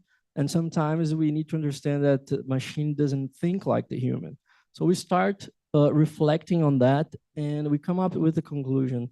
Nowadays, what happens? You ask something to the AI translate this into what technical people call SQL language. It's like English, but it's an English for databases. And then the SQL query goes to the database. And why we do that? Because SQL language, it's for the humans, it's not for the machines. So we are proposing like a research project that we are going to not have this waste. We're going to go directly to the database, and this can leverage a lot of efficiency and get a lot of energy out of the system. So it's a way that we are trying to participate in this like big campaign worldwide. We try like INBRP, FINEP, and we are going to try NSF in the United States. So it's almost like a roadmap that I would like startups like of our size try to go in the same way. So we bring everyone together to have like the same roadmap. And here's just like the final reflection. Our tabular query efficiency is our side quest. What's yours as individual, as organization? We have some organizations trying to create a north on this, but yeah, from the Datafera, that's it. Thank you very much. All right. Thanks, Luis. So now that we've covered AI infrastructure for investment, development, policy, operation perspectives, we have some questions here. And we started with the micro view and going all the way to an entrepreneur. Now they're gonna go do the other way around. Like, so Luis, first question for you, and very briefly, right? You highlighted that the challenges Brazilian entrepreneurs face in accessing AI infrastructure. So from your perspective, what policy and business models should be implemented in order to make AI more financially accessible to people like you? Okay, like I think the main problem to make AI available financially to startups right now in Brazil is the problem that we have the infrastructure index into the dollar. So if you sell in BRL, after 1 year, you have like 30% of variation. So it's a big problem. Like the most common solution would like just charge your client in dollars, but like not like every company can do that. So it's a problem. When we see like this kind of like projects like with data centers in infrastructure in Brazil, it's a way that we may see like this index coming back to the BRL and not being so fixed to USD. And this makes like factable to create some kind of financial business model using AI in Brazil. So that would be the short answer. Like the long answer, it's a lot of finance mechanisms, creating like upfronts, dynamic pricing. Like every month you're going to need to change your pricing. But it's a very huge problem for Brazilians that are trying to create AI applications and sell like in Brazil or Latin America. Very good. And now, Marcos, you highlighted some of the bottlenecks that data center companies might face in order to expand their operations in Brazil. More specifically, from the sustainability perspective, is there something that Brazil could be doing in order to take advantage of its natural endowments? I think we are already. Scala, for example, it was sustainability for us is not an option, it's a must. So walk the talk is an imperative in the company. We were the first Latin American company to operate with 100% of renewables, the first in Americas to achieve carbon neutrality certification status. So it's the proof that it is possible to run a business that is profitable, that grows, with attention to sustainability. So it's not one in the opposition of the other. And I'm proud that we kind of paved the way for other data center companies in Latin America to follow. What was nice to have 5 years ago is a must-have in Latin America as of today.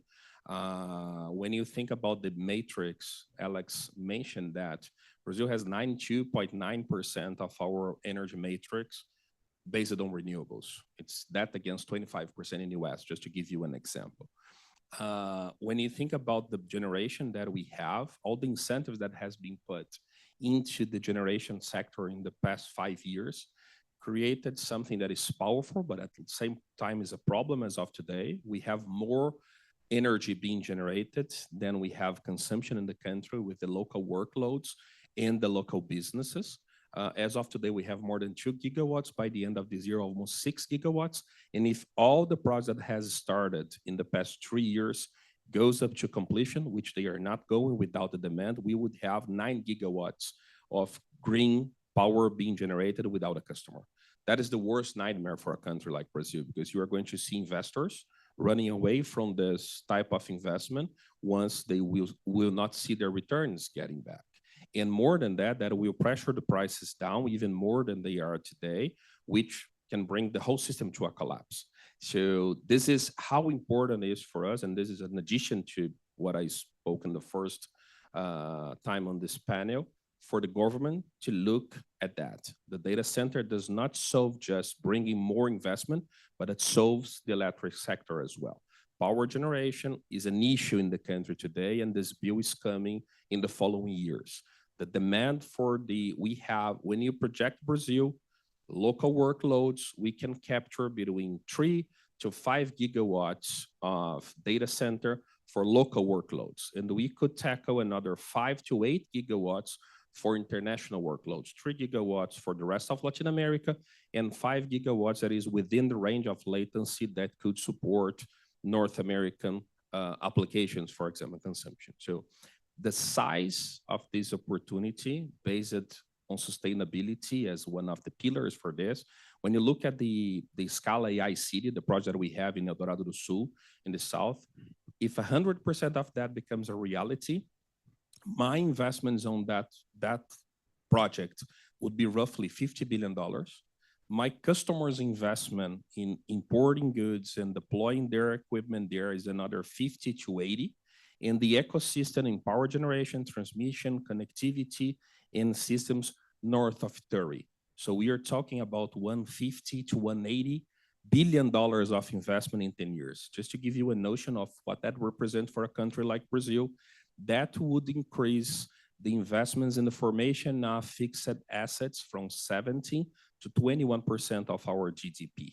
That would represent an increase on our GDP from 3 to 4.1% sustained during 10 years. That's the size of a single project from a single company can produce in results for the country. So I think leveraging the sustainable assets that we have, North America will be the heart and the core of the consumption, developing technologies, applications, and etc.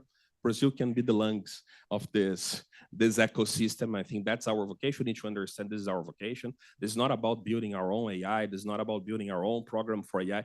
That simply doesn't make sense to invest 2 billion reais in an AI project when only the 3 largest hyperscales are investing $30 billion in the same. That's not real.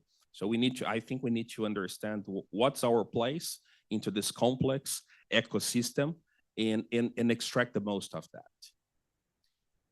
Good. It's great to be excited, and it's also great to be optimistic. But also, it's also important to be realistic, right? So Alex, what are the biggest risks investors see in this space? And particularly, are we heading towards overinvestment, or do you think there are real bottlenecks that need urgent attention?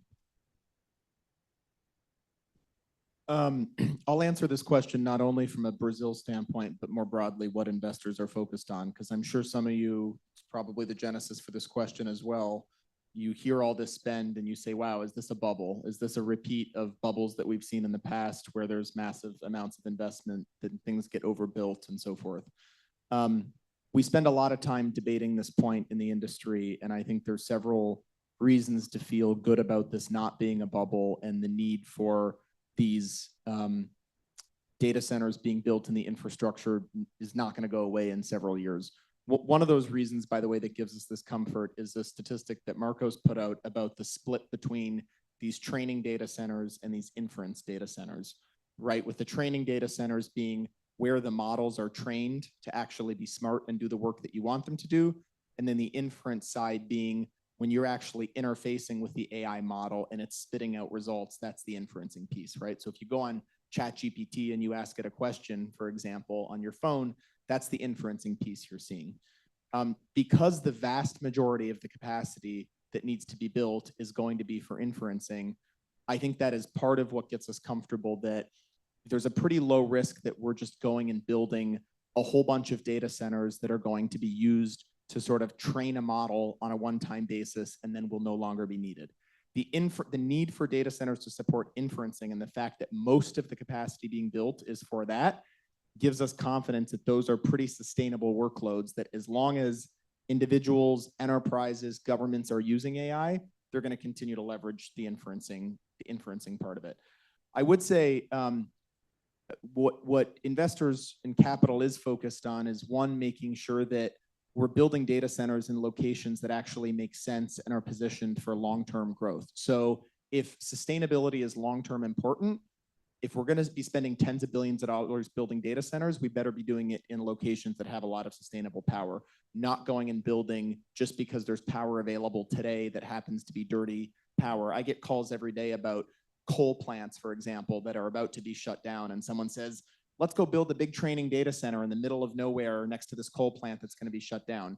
That might serve a need today, but if I'm an investor investing in that project, I get awfully nervous that 10 years from now, if not sooner, that's going to be what we call a stranded piece of real estate that's a giant thing that ends up in the middle of the desert, right? So I think any time like this, that there's lots of dollars flowing in somewhere, focusing on quality, core markets, long-term sustainability, and having overall discipline is what's important, and not getting caught up in things just because it looks like it may be a great return profile, but it's very near-term oriented in nature.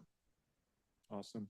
So, yes. May I add something? And Alex, this is almost a question for you, but I've seen he mentioned about BRL versus USD and etc. But the big infrastructure business is in the USD reference business.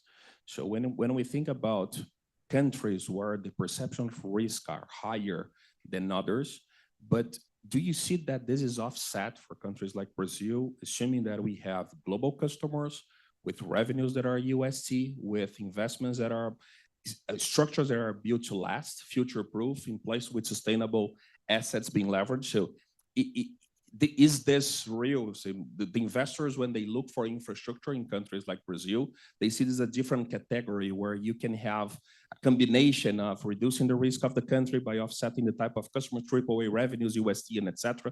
How can we feel about the vision that investors has in a country like Brazil for big checks like this? I'm confident that countries like Brazil, where companies like Scala are able to come up with structures to work with their suppliers and their customers, where they can make it from the perspective, take the hyperscalers, Google, Amazon, Microsoft, et cetera. These are US companies. They're accustomed to operating under a US framework with US dollar denominated contracts, et cetera. The more that that can be replicated abroad, which companies like Scala are doing, and not every country, by the way, is created this way. Not every country is able to facilitate it in the same way, but we're now seeing this created in the market that you're building out in Brazil, where from Microsoft's perspective or Amazon's perspective, it's as if I'm built the data center in a market that I'm familiar with. It's as if I'm building it in Northern Virginia. I'm dealing with a US dollar contract. I'm dealing with contract and lease terms that look very similar to if I was dealing with someone in the US. I'm dealing with someone in the same time zone. Contracts are under New York law. What all this tells you is, and I don't mean to put it back to the government for the officials in the room, but I think the private enterprise piece can be figured out. I think the capital will figure out how to flow there. I think that the companies will figure out how to operate with contractual frameworks that mirror what these big multinational companies are used to seeing in the US. As long as they can get comfortable that they're going to have a stable government that is not going to stand in the way from a taxation perspective and a regulatory perspective and a data privacy perspective, I firmly believe if those pieces fall into place, a country like Brazil is as poised as one could be to go after this opportunity. I really do believe that. Great question, Marcos. So we have 5 minutes and probably room for 1 or 2 questions from the audience. Yeah. Rodrigo from Apex. Yeah. Thank you all. Can you hear me? Hello? Well, thank you for this beautiful panel, for this beautiful exchange of views. And I'd like to express my gratitude through my dear friend, Ambassador Adalho, for being here as an attendee this afternoon. And as a representative of Apex Brazil, Apex, for those who don't know, is a state and private run agency by the Brazilian government aimed at bringing and fostering good relations in the business field, fostering exports from Brazil into North America in our case. And last but not least, I think it's the most strategic part of our mission to help draw investments into the Brazilian economy. In this capacity, Apex is about soon to become a reality. Open this office here in New York City, exactly for that purpose, to try to gather the stakeholders and draw the attention of investments and big companies into in order to bring investments into our economy. So, and given this brief background, I'd like to, and I promise I didn't I didn't use AI for this question, but I wrote this. How can we, all of us here, and I'm bringing this regional approach to the discussion, showcase the Northeast region of Brazil, unique advantages such as its renewable energy park, in order to attract data center investments and drive sustainable growth, while also promoting regional development and reducing inequalities. Thank you so much.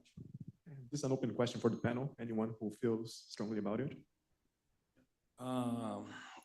Northeastern region is not the only one. And as we have the benefits, I have a data center in Fortaleza, for example, big development there, largest in the city. But when you see, you need to consider that the factors that will make the hyperscales, which will really drive the demand to choose a location, is the combination of how much that costs and how sustainable is that. So when one of the 80% of the consumption of the power in the data center is to cool the equipment stuff. So when you think about this later, when I sold my first contract to a hyperscale was back in 2014, the average density of a rack was for 3 kilowatts per rack, which is similar to 2 hair dryers connected into something of the size of a refrigerator, a kitchen refrigerator. The last product that we deployed is 70 kilowatts per rack, which is roughly 50 hair dryers in the same space. So imagine that this is not just the consumption, but the heat that is generated. So we need to remove the heat from the data hall, which will require that you use specific equipment to do that. Some of them use evaporative cooling, for example, which uses a lot of water is being consumed to refrigerate, which is not sustainable as well, because you have a lower PUE, which is the index for how much power you are consuming versus how much power you are spending. So you can use more water for that. The most efficient technology for that is what we call the free cooling, where you can use the temperature outside of the data center.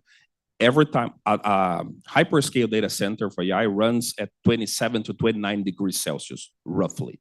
So basically you need to have the cool air north of 27 to 29. The equipment will bring the hot air to 60 to 85 degrees Celsius.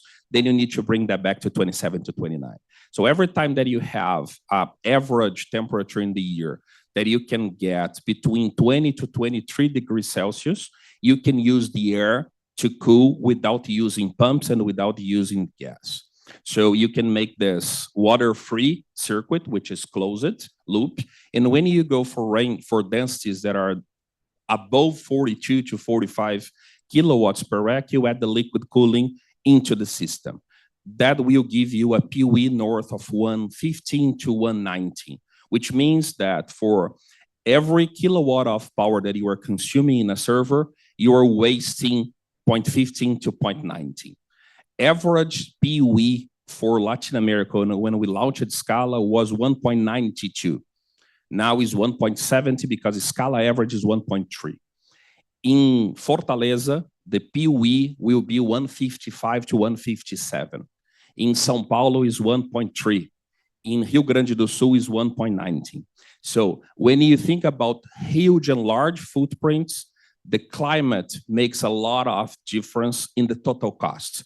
So imagine that for Fortaleza to be as competitive in terms of total cost of ownership for a hyperscale, for a large deployment, the power costs, the ICMS, our taxes over power, should be reduced by 23% between Ceará and Rio Grande do Sul to make the final bill the same. So it's not a matter of the vocation of the place, closest, lower latency, all the subsea cables there and etc. needs to be offset by the competitiveness. This is one thing. The second thing, you have the salinization, which needs to make further investments to protect the equipment from the salinization.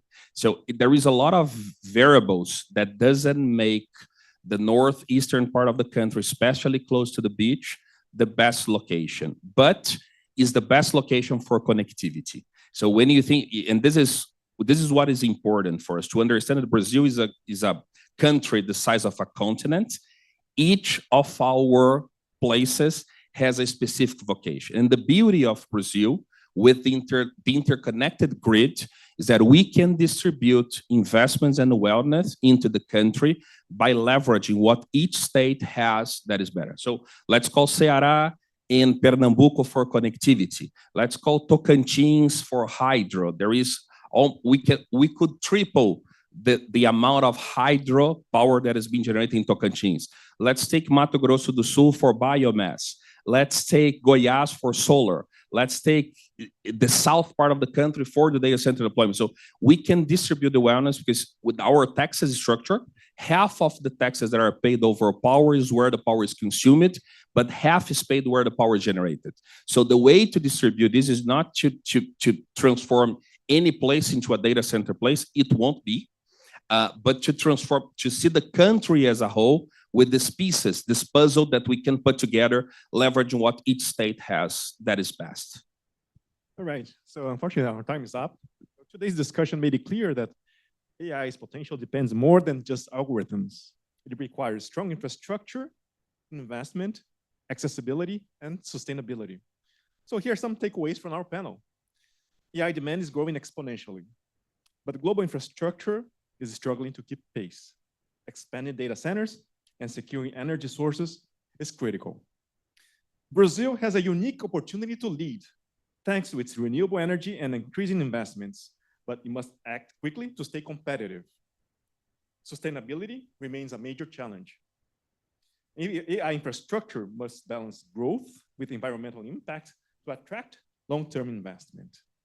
AI infrastructure is far more expensive and energy intensive than many realize, making costs and efficiency key factors in determining how to sustain AI growth. Finally, public-private collaboration is key. Government-backed financing and favorable policies will determine Brazil's role in AI's future. To conclude, as AI continues to transform industries and economies, the ability to scale and sustain its infrastructure will determine who leads in this new era. Brazil has the potential to be a major player if the right investments and policies are in place. Thank you.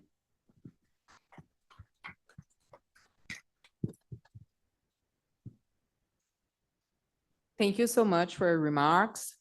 Now we'll have a coffee break and we return soon to our last panel.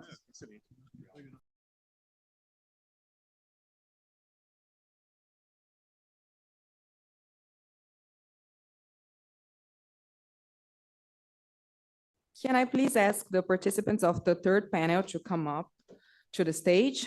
Mr. Adalberto Bueno Neto, CEO of Flat Global and Director at Missouri DID. Mr. Fabrizio Panzini, Director of Public Policy and Government Relations at AMCHAM. Mr. Emanuel Hernandez, Director of Research at LAVCA. This panel will be moderated by Mariana Fleischhauer from FGV Europe.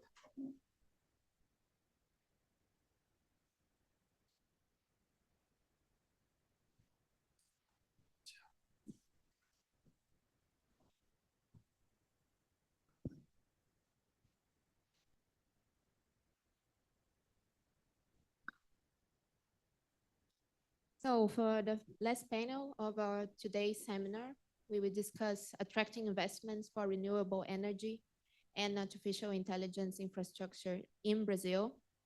I would like to start with you, Adalberto, CEO, Let Global, Country Director from Brazil at the Missouri Department of Economic Development. And my first question would be regarding strategies for enhancing Brazil's attractiveness to foreign investment. And what is the actual status quo of Brazil right now regarding FDI? And how does Brazil position itself compared to other countries in terms of attracting AI investment? Well, Mariana, thank you very much. Thank you for the organizers, FGV and the Brazilian government and the others for the opportunity to be here in New York addressing this important issue. Answering your question, allow me to introduce quickly myself. I'm the former president of Invest Paraná, the state level agency where we attracted over 40 billion reais in 333 investment projects that created roughly 100,000 jobs, and had been also a chief investment officer in Apex Brazil and currently country director of Missouri. The Missouri state has over 17 foreign offices. Brazil is one of them, and we hope to have the governor in Brazil soon. The challenges we see, and it's good to do some basics on Brazil when we talk about investment. And the panels that we saw here were very informative in terms of these dynamics that are happening in Brazil. But listen, we need to remember a couple of things. Brazil has been a top 5 country of foreign investment in the last 5 years. We had a loan last year, 2024, we're expecting around $7 billion of inward investment. It's a 10% increase since 2023.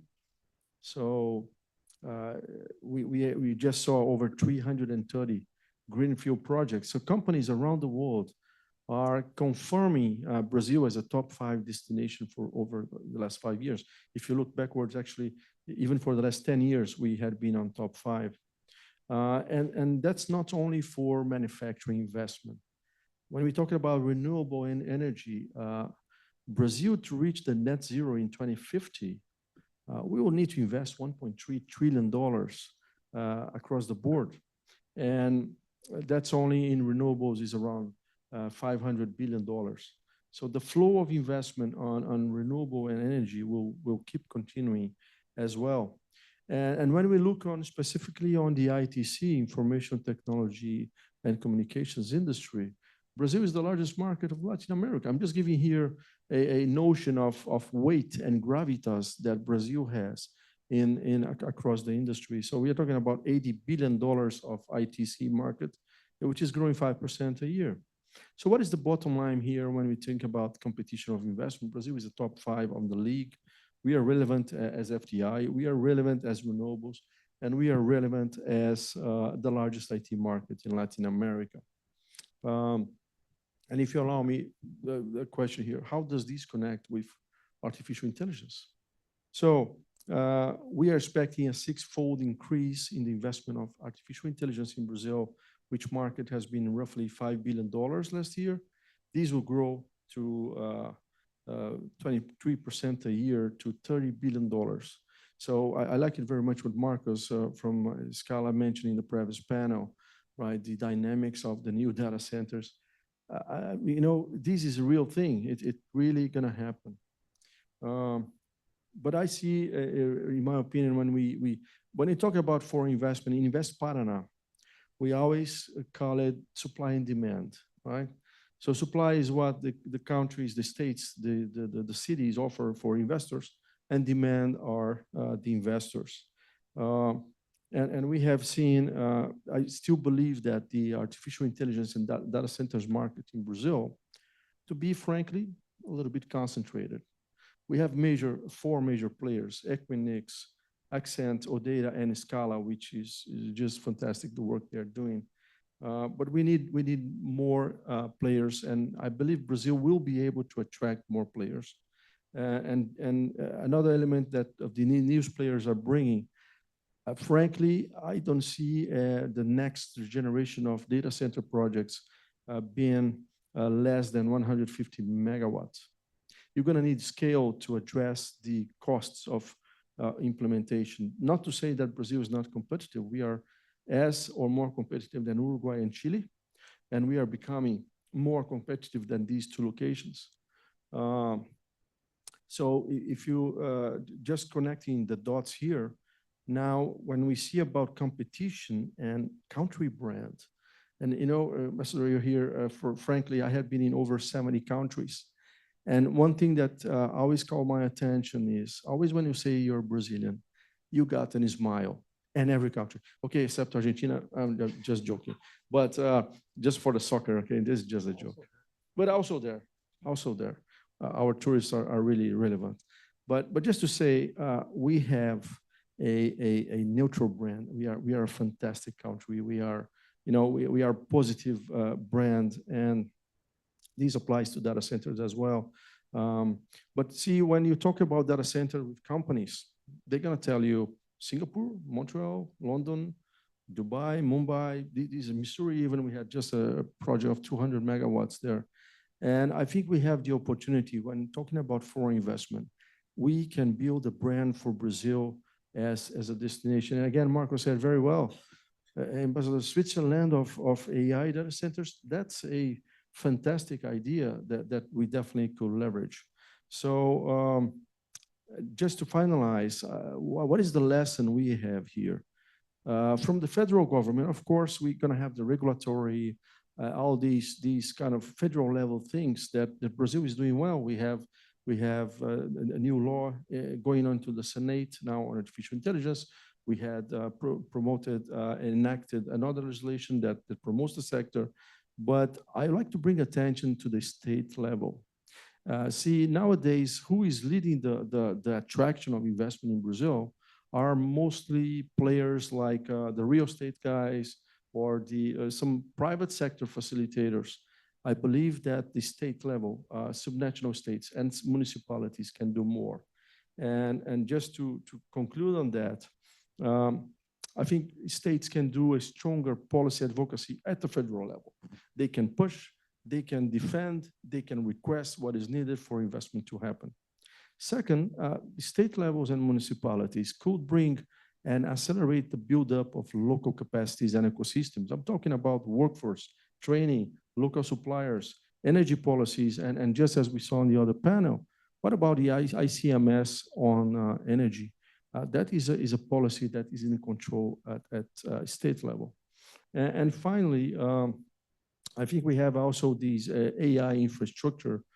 So we have, like in Brazil, the regional development banks, they could jump in to finance and facilitate the investment on infrastructure. So saying that, Brazil is competitive. We have a lot of land, we have renewable energy, we have competent people, and we are the largest market. So I think it's a call for every company on the data center scope and universe to prioritize Brazil as a top destination. Thank you. On that note, I also wanted to ask, what are the opportunity areas that you see to catalyze investment and growth for AI beyond renewable energy sector? Well, I think one thing that is so brilliant about data centers, and it's a blend of energy, real estate, and really high value added. I think as soon as Brazil addressed the issues of the GPU, CPUs imported of the hardware side, we have the possibility to transform regions. In a recent research did by Google, the Brazilian users are top in the world on consumption of AI.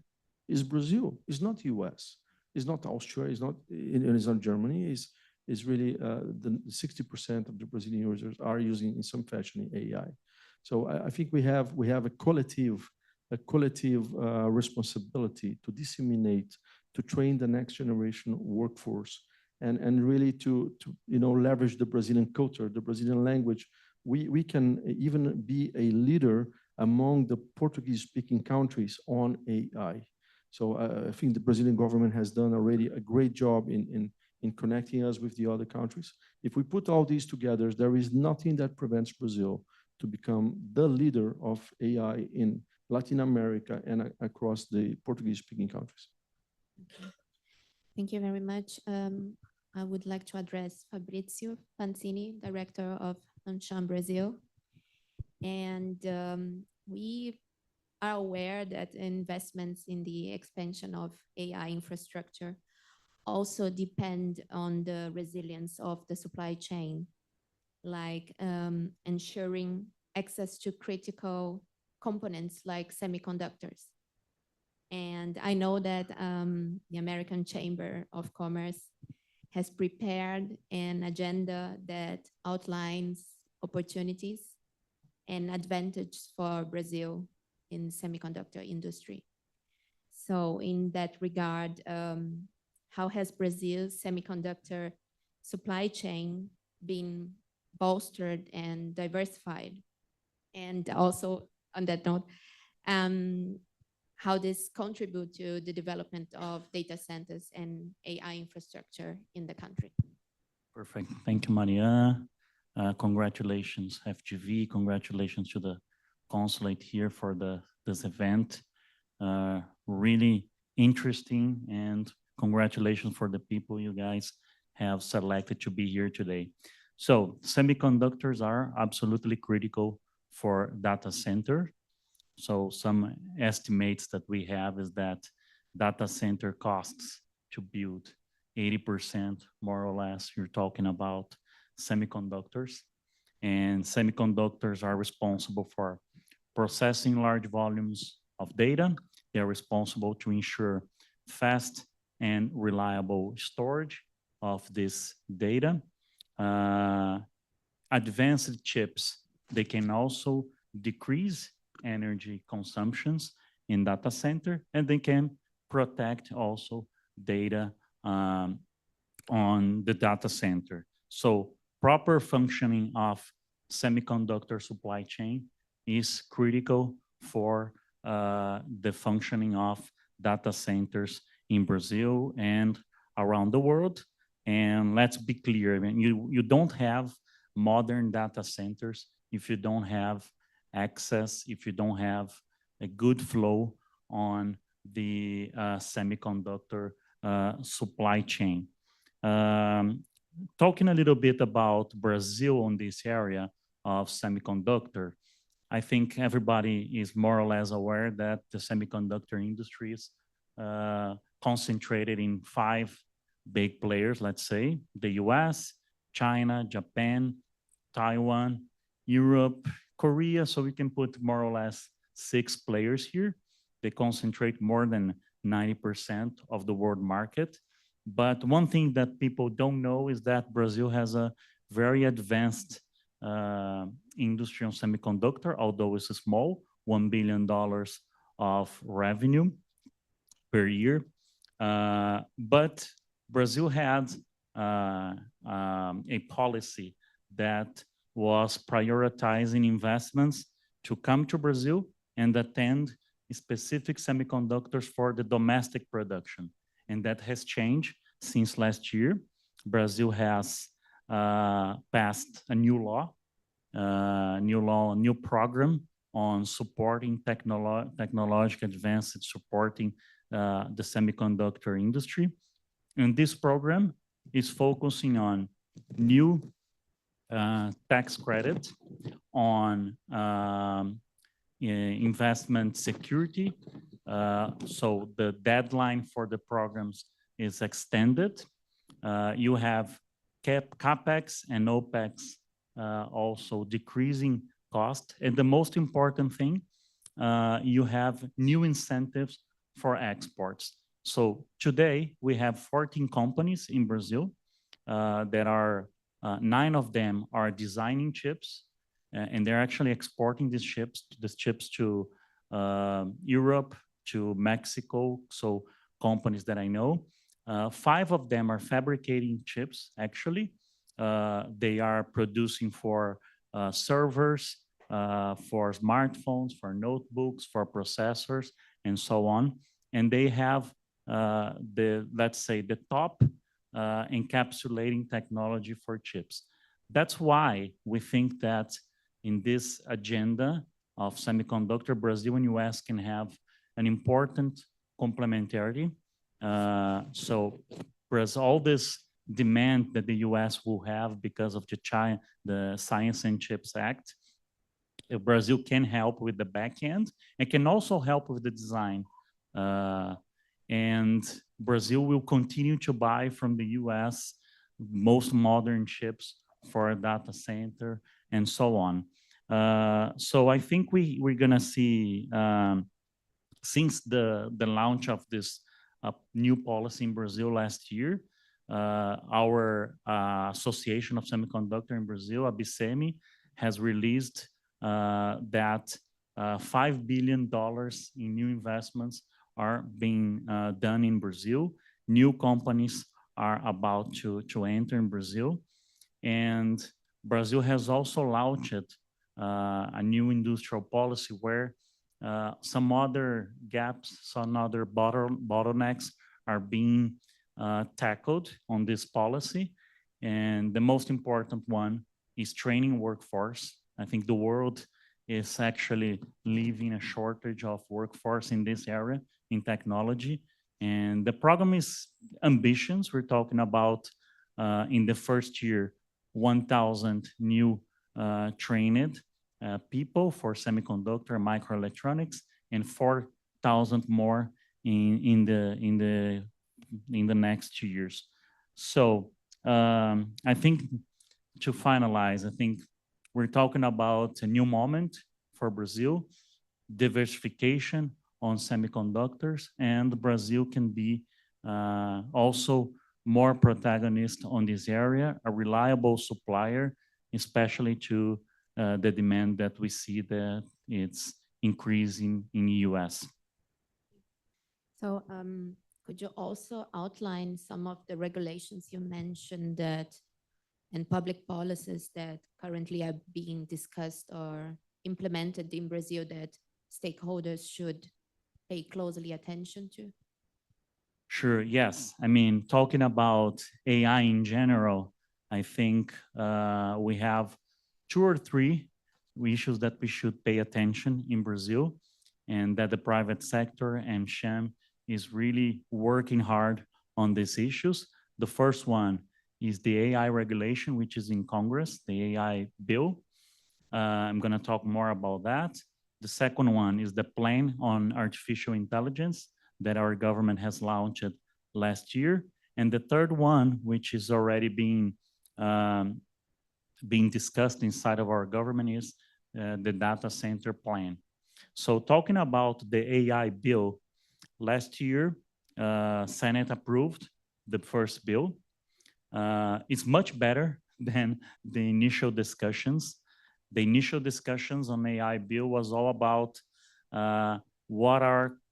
about control, about what companies need to comply with, because the discussion was about let's talk about let's not talk about the possibilities, the productivity that AI could bring, but let's talk about the risks of AI. So that was the spirit of the first bill. And the Senate, the senators, they handled a lot of public audiences where companies were, a lot of AMCHAM members talked there, and they understood that the bill needs to have some kind of balance between stimulating, between all the benefits that can bring to companies and to productivity and to innovation, and not focus only on control. So the bill that entered Senate and is now on the House of Representatives is much better than it was before. And AMCHAM is actually working to have a bill that will provide legal certainty, that will encourage innovation, that will limit, and that's the most important part, that will limit the scope of the regulation. You don't need to regulate some activities that you don't have any data or personal data or human risks, for example, for agriculture, for example, for industry innovation. So you don't need to regulate on that. You have to focus where the risks are. And if you take some of the research that are being done in Brazil, some surveys with companies, let's get only the micro, small, and medium companies. 74% of them say they already use AI in their daily process, and 90% will use AI. And they reported a 20% increase in productivity when they use AI. So I think we have a next round now this year in Brazil, in the House of Representatives, where we're going to try to this law to be even more focused on innovation, focus on the benefits of the AI technology, and again, activities that don't represent any risks on data, on human activity or nothing. They don't need to be controlled. They don't need companies to comply with and increase costs. And again, you can have, you can hurt a lot of innovation. Another point is the Brazilian Artificial Intelligence Plan. In Portuguese, is PBIA, P-B-I-A. It came from especially the Ministry of Science and Technology together with the Ministry of Industry. It's a $4 billion plan in investment for the next years. It has 5 pillars. I'm gonna talk about 4 of them, maybe. The AI infrastructure, the dissemination, training, workforce, which is also very important. AI for public services, which is very important. I mean, you have the healthcare system and everything that can help a lot on the public sector, and AI for business innovation that are the most important pillars, I would say. And again, we are now also discussing inside the Brazilian government the data center plan, which will focus especially on, to my understand, especially on decreasing costs, decreasing costs of imports. So everything we have been talking here in the panel, I think with these 3 regulations well done, we will have even a more competitive Brazil for the next years. Thank you very much, Fabrizio.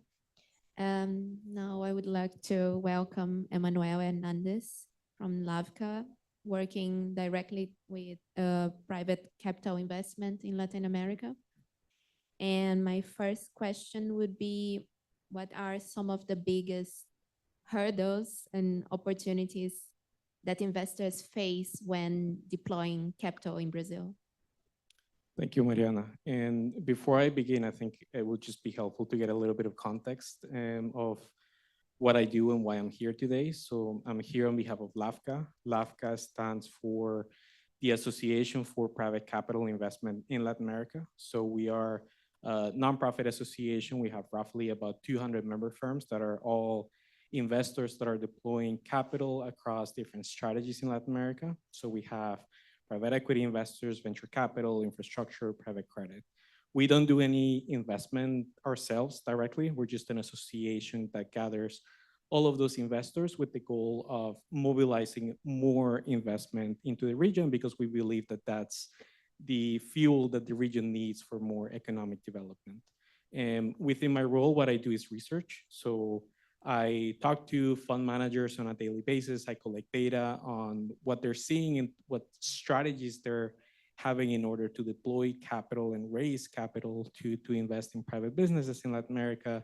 So I want to start a little bit with the size of the opportunity. And we've been hearing a lot about how Brazil is this giant magnet for investment. And that's something that we see every day reflected in our statistics.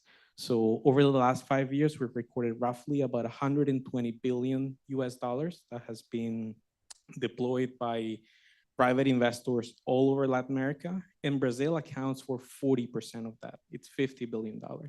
It's by far the largest market in Latin America. And if you look at the next markets, the next one would be Mexico.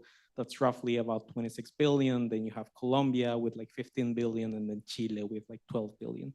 So you actually have one single country that receives and attracts more private investment than the next 3 in the region combined. So why do we have this? I mean, there is different reasons. I mean, one of them is just the fact that Brazil has one of the strongest networks of local investors. It's key in order to attract any foreign investment to have a very strong set of local fund managers that are investing in companies that are building that pipeline for the future. And within this network of local investors, we have giants like Patria, Vinci, BTG Pactual, these really large, like multi-asset fund managers that are really helping to mobilize a lot of the capital towards the region. And one trend that we're seeing, which is a great opportunity for the region, is that over the last 5 years, many of these investors are launching dedicated strategies for renewable energy and climate. Vinci is actually a great example of this. Vinci launched a fund that's called Vinci Climate Change, and it's a $400 million strategy specifically tailored towards investing in expanding renewable energy capacity in Brazil. In addition to that, we're seeing also a lot of investment being enabled by really strong like PPP projects, so private and public participation partnerships. And with this, for example, last year, we saw a lot of capital that was being deployed towards renewable energy, But also one thing that I heard, I think it was in the first panel that was mentioned, is the transmission of that energy. We're seeing a lot of investment being deployed towards this. And in Brazil specifically, last year, there was this giant auction by ANEEL, the National Electricity Agency, that auctioned, like I think it was like 17 different lots of transmission projects in Brazil. As part of this auction, private investors took place. So it's not just the corporates, the giant energy companies that are participating, but also financial investors like BTG Pactual. They won 3 different bids for transmission lines, and now they're on track to build, I think it's close to 2,000 kilometers of transmission lines. So this is really going to be key to make sure that energy is being transported from place A to place B, especially when you have those discrepancies between where the energy is produced and then where the energy is consumed.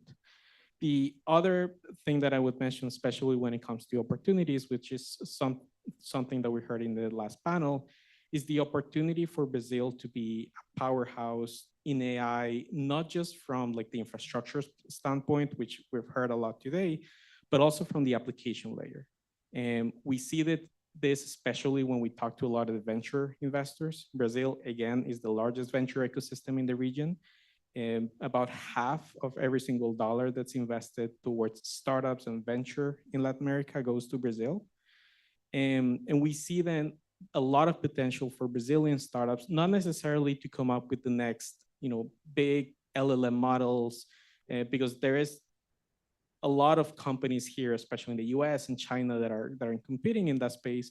But more so, we see a really big opportunity for the startups to come up with a lot of innovations and solutions in the application layer. We're already seeing this with a lot of the startups that we cover, startups that are coming up with solutions for like improving specific business processes, like improving like reconciliation of accounting, conversational platforms for support, even like predictive management for industrial applications. But now going back to your question, besides the opportunities, what are some of the challenges that we see from investors? And I would say one of them, it's still mobilizing more local sources of capital. And I say this because there is still a lot of different sources of capital within Brazil that are not necessarily being tapped for alternative investments. One of them is, for example, the pension funds.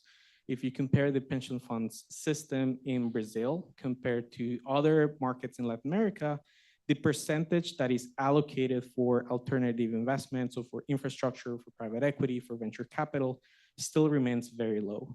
And there is a lot of reasons behind this. I think it was also mentioned at the first panel that one of them is just the interest rates. There is a lot of investors that are trying to maximize their profits, and because of that, they allocate a lot more to fixed income and government debt as opposed to private investments. But we see this as being a really great opportunity, and this is something that we're already seeing in other countries where some of these pension funds are allocating even more every year to alternatives. And the other challenge that we also see for that always comes up when they're talking to investors is liquidity.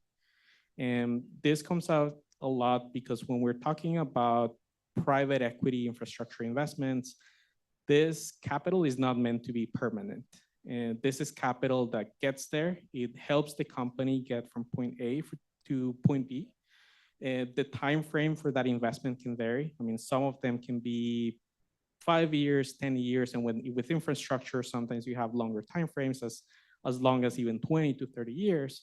But there is always this expectation of return. And for return, the most like common strategy that investors will use is either listing a company in a stock exchange and having a public exit through an IPO, or selling that to a strategic player. And overall, in Latin America, this is the part that's always been the most difficult. It's just making sure that those returns are realized and that some of that money flows back to the investors. Because really, when we're thinking about the long term of the ecosystem, this is what's really going to drive even more investment when you have those track records and when you have those investments that have been realized and that show that it's a really good opportunity. Thank you. Just mention some hurdles just to maybe to give a more positive aspect. What is your take for investors to mitigate or navigate some of the hurdles you mentioned? Yeah. So for example, when I was talking about tapping the local sources of capital, one thing that we're seeing that's really interesting is how fund managers are also going to other different sources that haven't necessarily investigated a lot in alternatives. One of them is family offices. We see them much more interested in investing in private assets. Traditionally, I mean, a lot of them are associated with specific like corporate conglomerates. A lot of them have made their money through real estate. But we see that increasingly they're much more interested in investing in alternatives. And also, we've seen some private fund managers that are going to retail investors in order to raise money for their strategies, which I think it's also really interesting and something that could be tapped more in order to raise more capital. But I think also here, the role that government institutions such as development banks can play, it's really key. Because we have institutions like BNDES or a lot of times local state development banks that will provide that first capital that is needed in order to raise a fund. And because like I said, especially in order to attract international capital, you still need that local component. You rarely see any fund that it's going to be raised with 100% international investors. You always need that local component. So just making sure that you have some like mechanisms or institutions to provide that critical mass in order to then go into the international investors and raise more money for the region. And then on the exit side, I think on the like liquidity part, there is all sorts of strategies that we're seeing on this part. One of them is, for example, we're seeing more operations in secondaries. So secondaries is just basically when an investor is selling to another investor. So that is one strategy that we're seeing for them to mitigate that risk. And we're also seeing investors get more creative in the way that they structure their investments. One of the ways that they're doing this is investing more through debt components as opposed to equity components. Because one of the big advantages of debt when you're investing in a company is that you don't really need to sell the company in order to get your money back. And there is also just a more constant inflow of returns of capital that's flowing back into the fund. So you don't have to wait for that liquidity event at the end. And so, yeah, I mean, I would say those are some of like the main strategies that investors are using to mitigate those risks.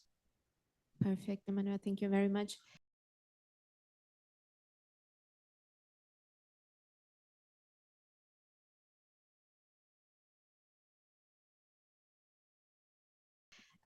For the final remarks, I would like to invite Dr.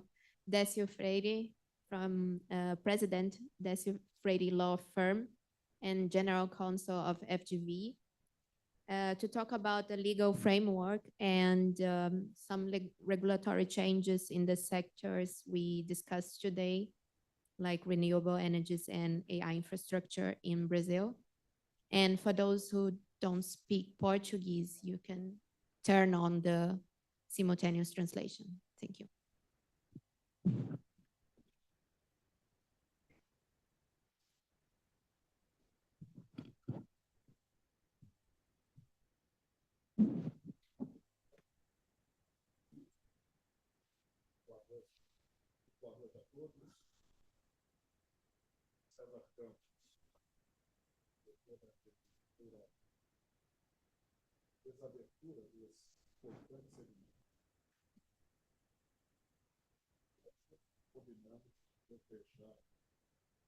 Em português, primeiro para demonstrar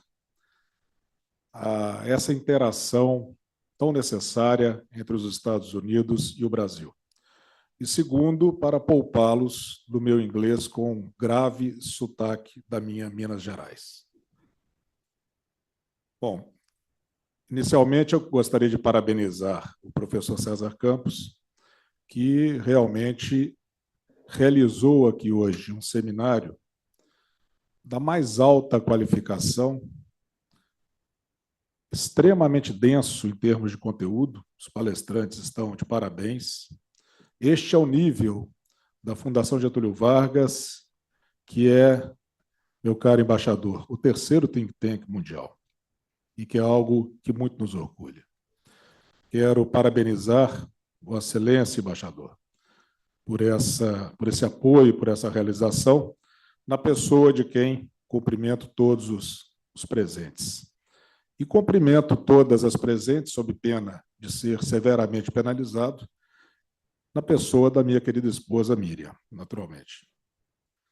Bom, senhores, me pediram aqui para fazer esse encerramento com algumas palavras a respeito de algo que não foi tratado aqui hoje, a respeito de questões jurídicas ligadas ao tema energia, à transição energética, à inteligência artificial.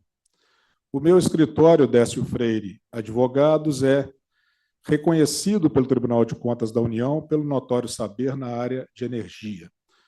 Nós atuamos para as principais associações de empresas brasileiras, Associação Brasileira de Distribuição de Energia, Associação Brasileira das Empresas de Distribuição de Gás Natural e 80% das concessionárias de energia do país. Então, eu queria fazer apenas algumas considerações, embaixador, para deixar uma reflexão inicialmente para os senhores. O Brasil tem um quadro jurídico absolutamente peculiar e que dificulta os analistas e investidores a compreenderem esse quadro jurídico. Nós temos muitas leis. Eu posso asseverar aos senhores, se o Brasil tem problemas no campo da corrupção, da criminalidade, assim como vários países o têm, não é por falta de lei. Existe um levantamento recente, feito e coordenado por um ministro do Tribunal Superior do Trabalho, o ministro Ives Gandra, que mostra que nós temos hoje no Brasil 35 mil leis. 35 mil leis. Muito bem. Ao mesmo tempo, as nossas agências reguladoras, elas foram criadas na década de 90. A ANEEL, criada em 1996, a ANP, Agência Nacional do Petróleo, e a Anatel, Agência Nacional de Telecomunicações, em 1997. E por aí vai. Ou seja, nós temos regras regulatórias extremamente sedimentadas, nós temos agências reguladoras extremamente maduras, a ponto da OCDE recentemente reconhecer a maturidade da ANEEL e considerá-la uma das melhores reguladoras do mundo atualmente. E, ao mesmo tempo, a Moody's, classificadora de risco, ela vislumbra para o Brasil um futuro muito promissor na área de geração e distribuição de energia. Aí os senhores podem me perguntar, bom, então tudo é um mar de rosas. Não é bem assim. Todos os países emergentes nessa área de energia passam por problemas. A Índia, atualmente, ela investe muito para tentar simplificar a sua legislação tributária. Não é? A África do Sul passa por instabilidades políticas, que também dificultam o seu desenvolvimento nessa área. A China, que é o grande player, digamos assim, ela ainda tem uma grande dependência do carvão, altamente poluidor. Ela tem hoje uma super oferta de painéis fotovoltaicos, não é? E ela terá, obrigatoriamente, nos próximos anos, que reciclar milhões de turbinas. O Brasil não é diferente, mas o Brasil tem um diferencial. O Brasil tem tentado fazer o seu dever de casa. O primeiro problema que eu vejo no Brasil, que deve ser considerado pelos investidores, pelos analistas, é a litigiosidade que nós temos no país. No Brasil, você tem um espírito de litigância que tem muito também de uma questão social, cultural, econômica. Não é? O último levantamento, senhores, do Justiça em Números, mostra que hoje nós temos 81 milhões de ações na Justiça em tramitação. Várias delas com mais de 15 anos em que tramitam e que ainda estão na fase inicial. Isso levou ao Conselho Nacional de Justiça, que define as diretrizes para o Judiciário, criar a meta 2 para 2025 para priorizar o julgamento dessas ações. Logicamente que isso acaba por abarrotar o Judiciário e, naturalmente, trazer uma certa morosidade para a Justiça, que gera uma insegurança jurídica. Mas o Brasil está tentando resolver esse problema. Há 3 anos atrás, nós tínhamos 84 milhões. Há 6 anos atrás, nós tínhamos 90 milhões. E há 10 anos atrás, nós tínhamos 100 milhões de processos. Então, o Judiciário está tentando fazer o seu papel. O segundo problema que vejo é o conflito que existe, e ainda existe, entre decisões das agências reguladoras e o próprio Judiciário. Ou seja, muitas vezes as agências decidem dentro da competência delas e existem questionamentos do judiciário que acaba por gerar entendimentos diversos das agências, e isso gera uma certa insegurança em relação à autonomia e à independência que as agências devem ter. O terceiro ponto que eu vejo é a legislação ambiental e órgãos ambientais muito rigorosos. É claro que todos aqui respeitamos o meio ambiente, valorizamos as ações de defesa do meio ambiente, mas nós temos no Brasil esse rigor, algumas vezes excessivo. Um exemplo que nós podemos dizer, aqui citar, é algo muito atual, inclusive. A Petrobras, ela não tem conseguido, e isso é uma bandeira que está sendo discutida, o licenciamento para a exploração de petróleo na margem equatorial. Vejam, existem estudos que mostram que na margem equatorial existe uma reserva de 30 bilhões de barris, o que geraria uma exploração de 1.100.000 barris dia. E a primeira licença requerida pela Petrobras para essa exploração foi negada pelo IBAMA. E negada por quê? Por entender que, primeiro, em caso de um vazamento, o tempo de resposta da Petrobras para contenção não seria muito ágil ou eficiente. Segundo, por ali existir uma grande barreira de corais do Amazonas. E terceiro, por poder trazer efeitos a comunidades indígenas. E o licenciamento não sai. Temos a COP30 no final do ano em Belém do Pará. É um momento importantíssimo de discussão. Agora, pode também acirrar ainda mais esse tipo de rigor e que nós temos que realmente ficar atentos. O item 4, que eu considero aqui, arcabouço legal. Nós temos um arcabouço legal tributário extremamente complexo, com cargas tributárias extremamente elevadas e, na minha opinião, a reforma tributária aprovada não vai simplificar e também não vai reduzir essa carga tributária. É algo que eu acho que merece um dever de casa mais profundo. E, por fim, estabilidade política. Nós temos uma polarização muito forte no país, todos sabem disso. Isso pode gerar decisões, até certo ponto, populistas em detrimento da eficiência, e isso também gera uma certa insegurança jurídica. Bom, do ponto de vista estrutural, e ainda sem fugir muito do campo jurídico, nós temos uma dificuldade que afeta, hoje em dia, o desenvolvimento das energias renováveis no Brasil, que é o curtailment, que é sério, porque o Brasil hoje é o segundo produtor de energia elétrica proveniente de hidrelétricas. É o 8º em energia solar e o 4º em energia eólica. Temos hoje, no Brasil, 91 distribuidoras de energia. Essas 91 distribuidoras atendem a 81 milhões de consumidores, sejam residenciais, sejam comerciais. Somente em 2024, e aí mostrando a potencialidade brasileira, somente em 2024 foram instaladas 301 novas usinas no país, em 16 estados. Minas Gerais, onde sou nascido, foi o estado, inclusive, onde mais se teve a instalação de usinas, lembrando que ele possui um território do tamanho da França.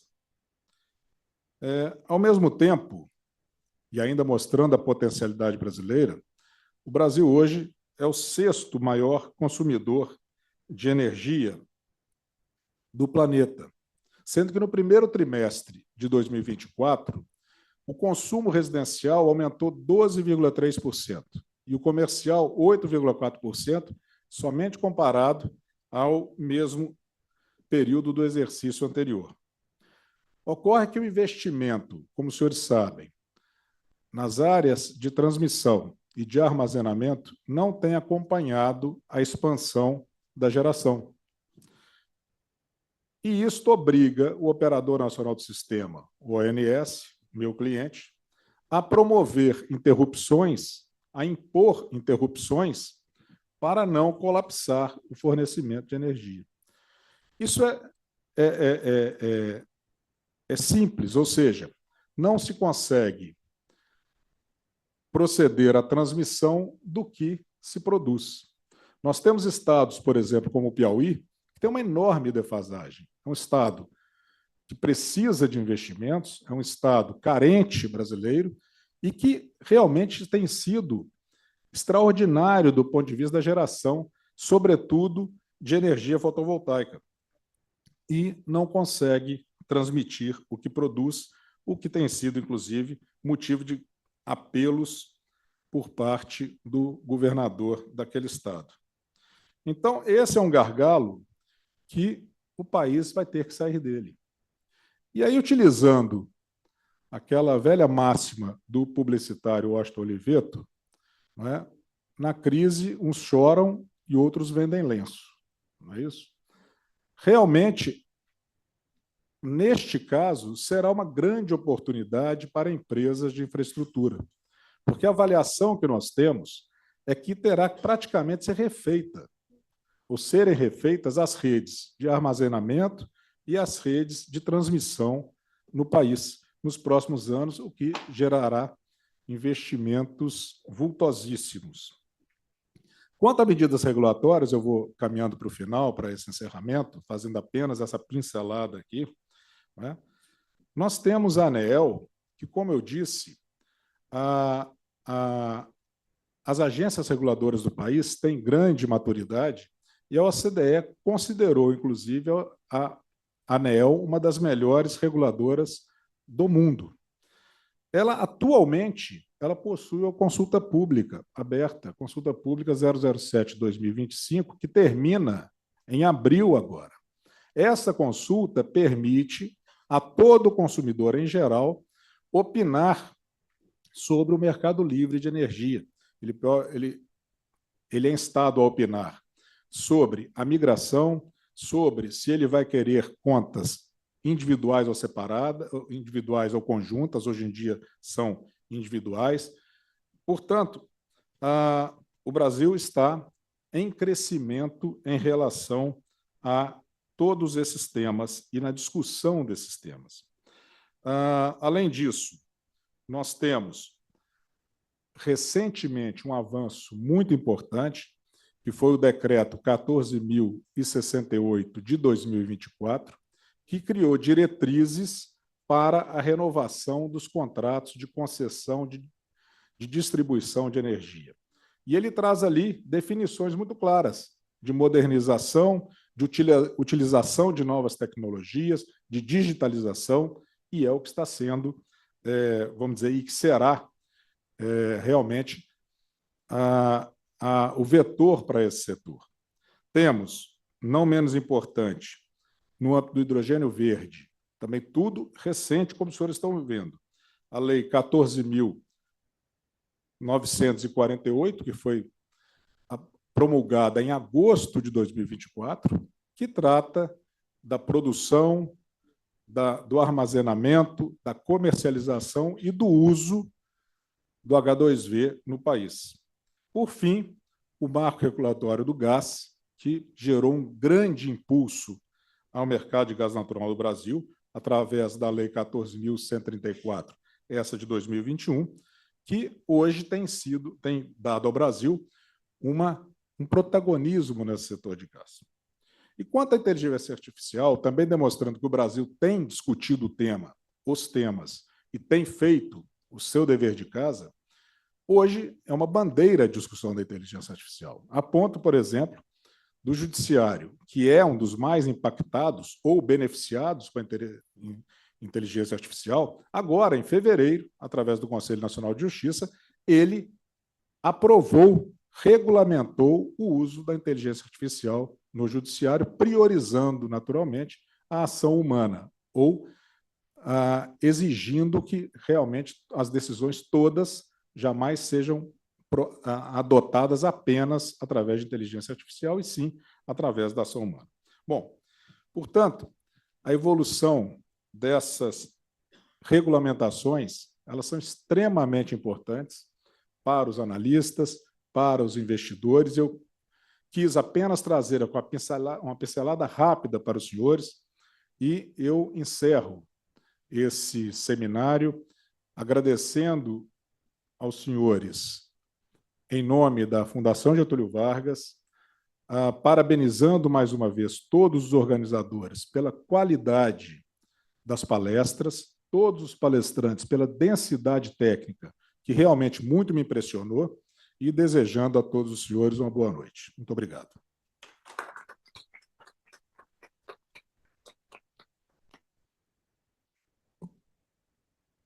Thank you for our presentations and debates.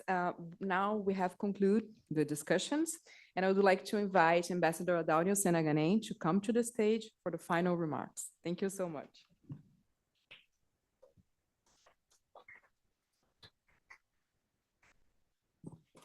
I was not expecting the final remarks because we are advancing the time, but I think that was a wonderful workshop. Thank you so much, Professor, for this organization. We have been together for some months, and I think it was really, the result was wonderful. It's a pity that we didn't have more companies here to see the potential of Brazil, but we will try to have a second workshop from the results of this workshop today. And thank you all for your presence. And I hope that you all enjoyed our conversations today. Thank you.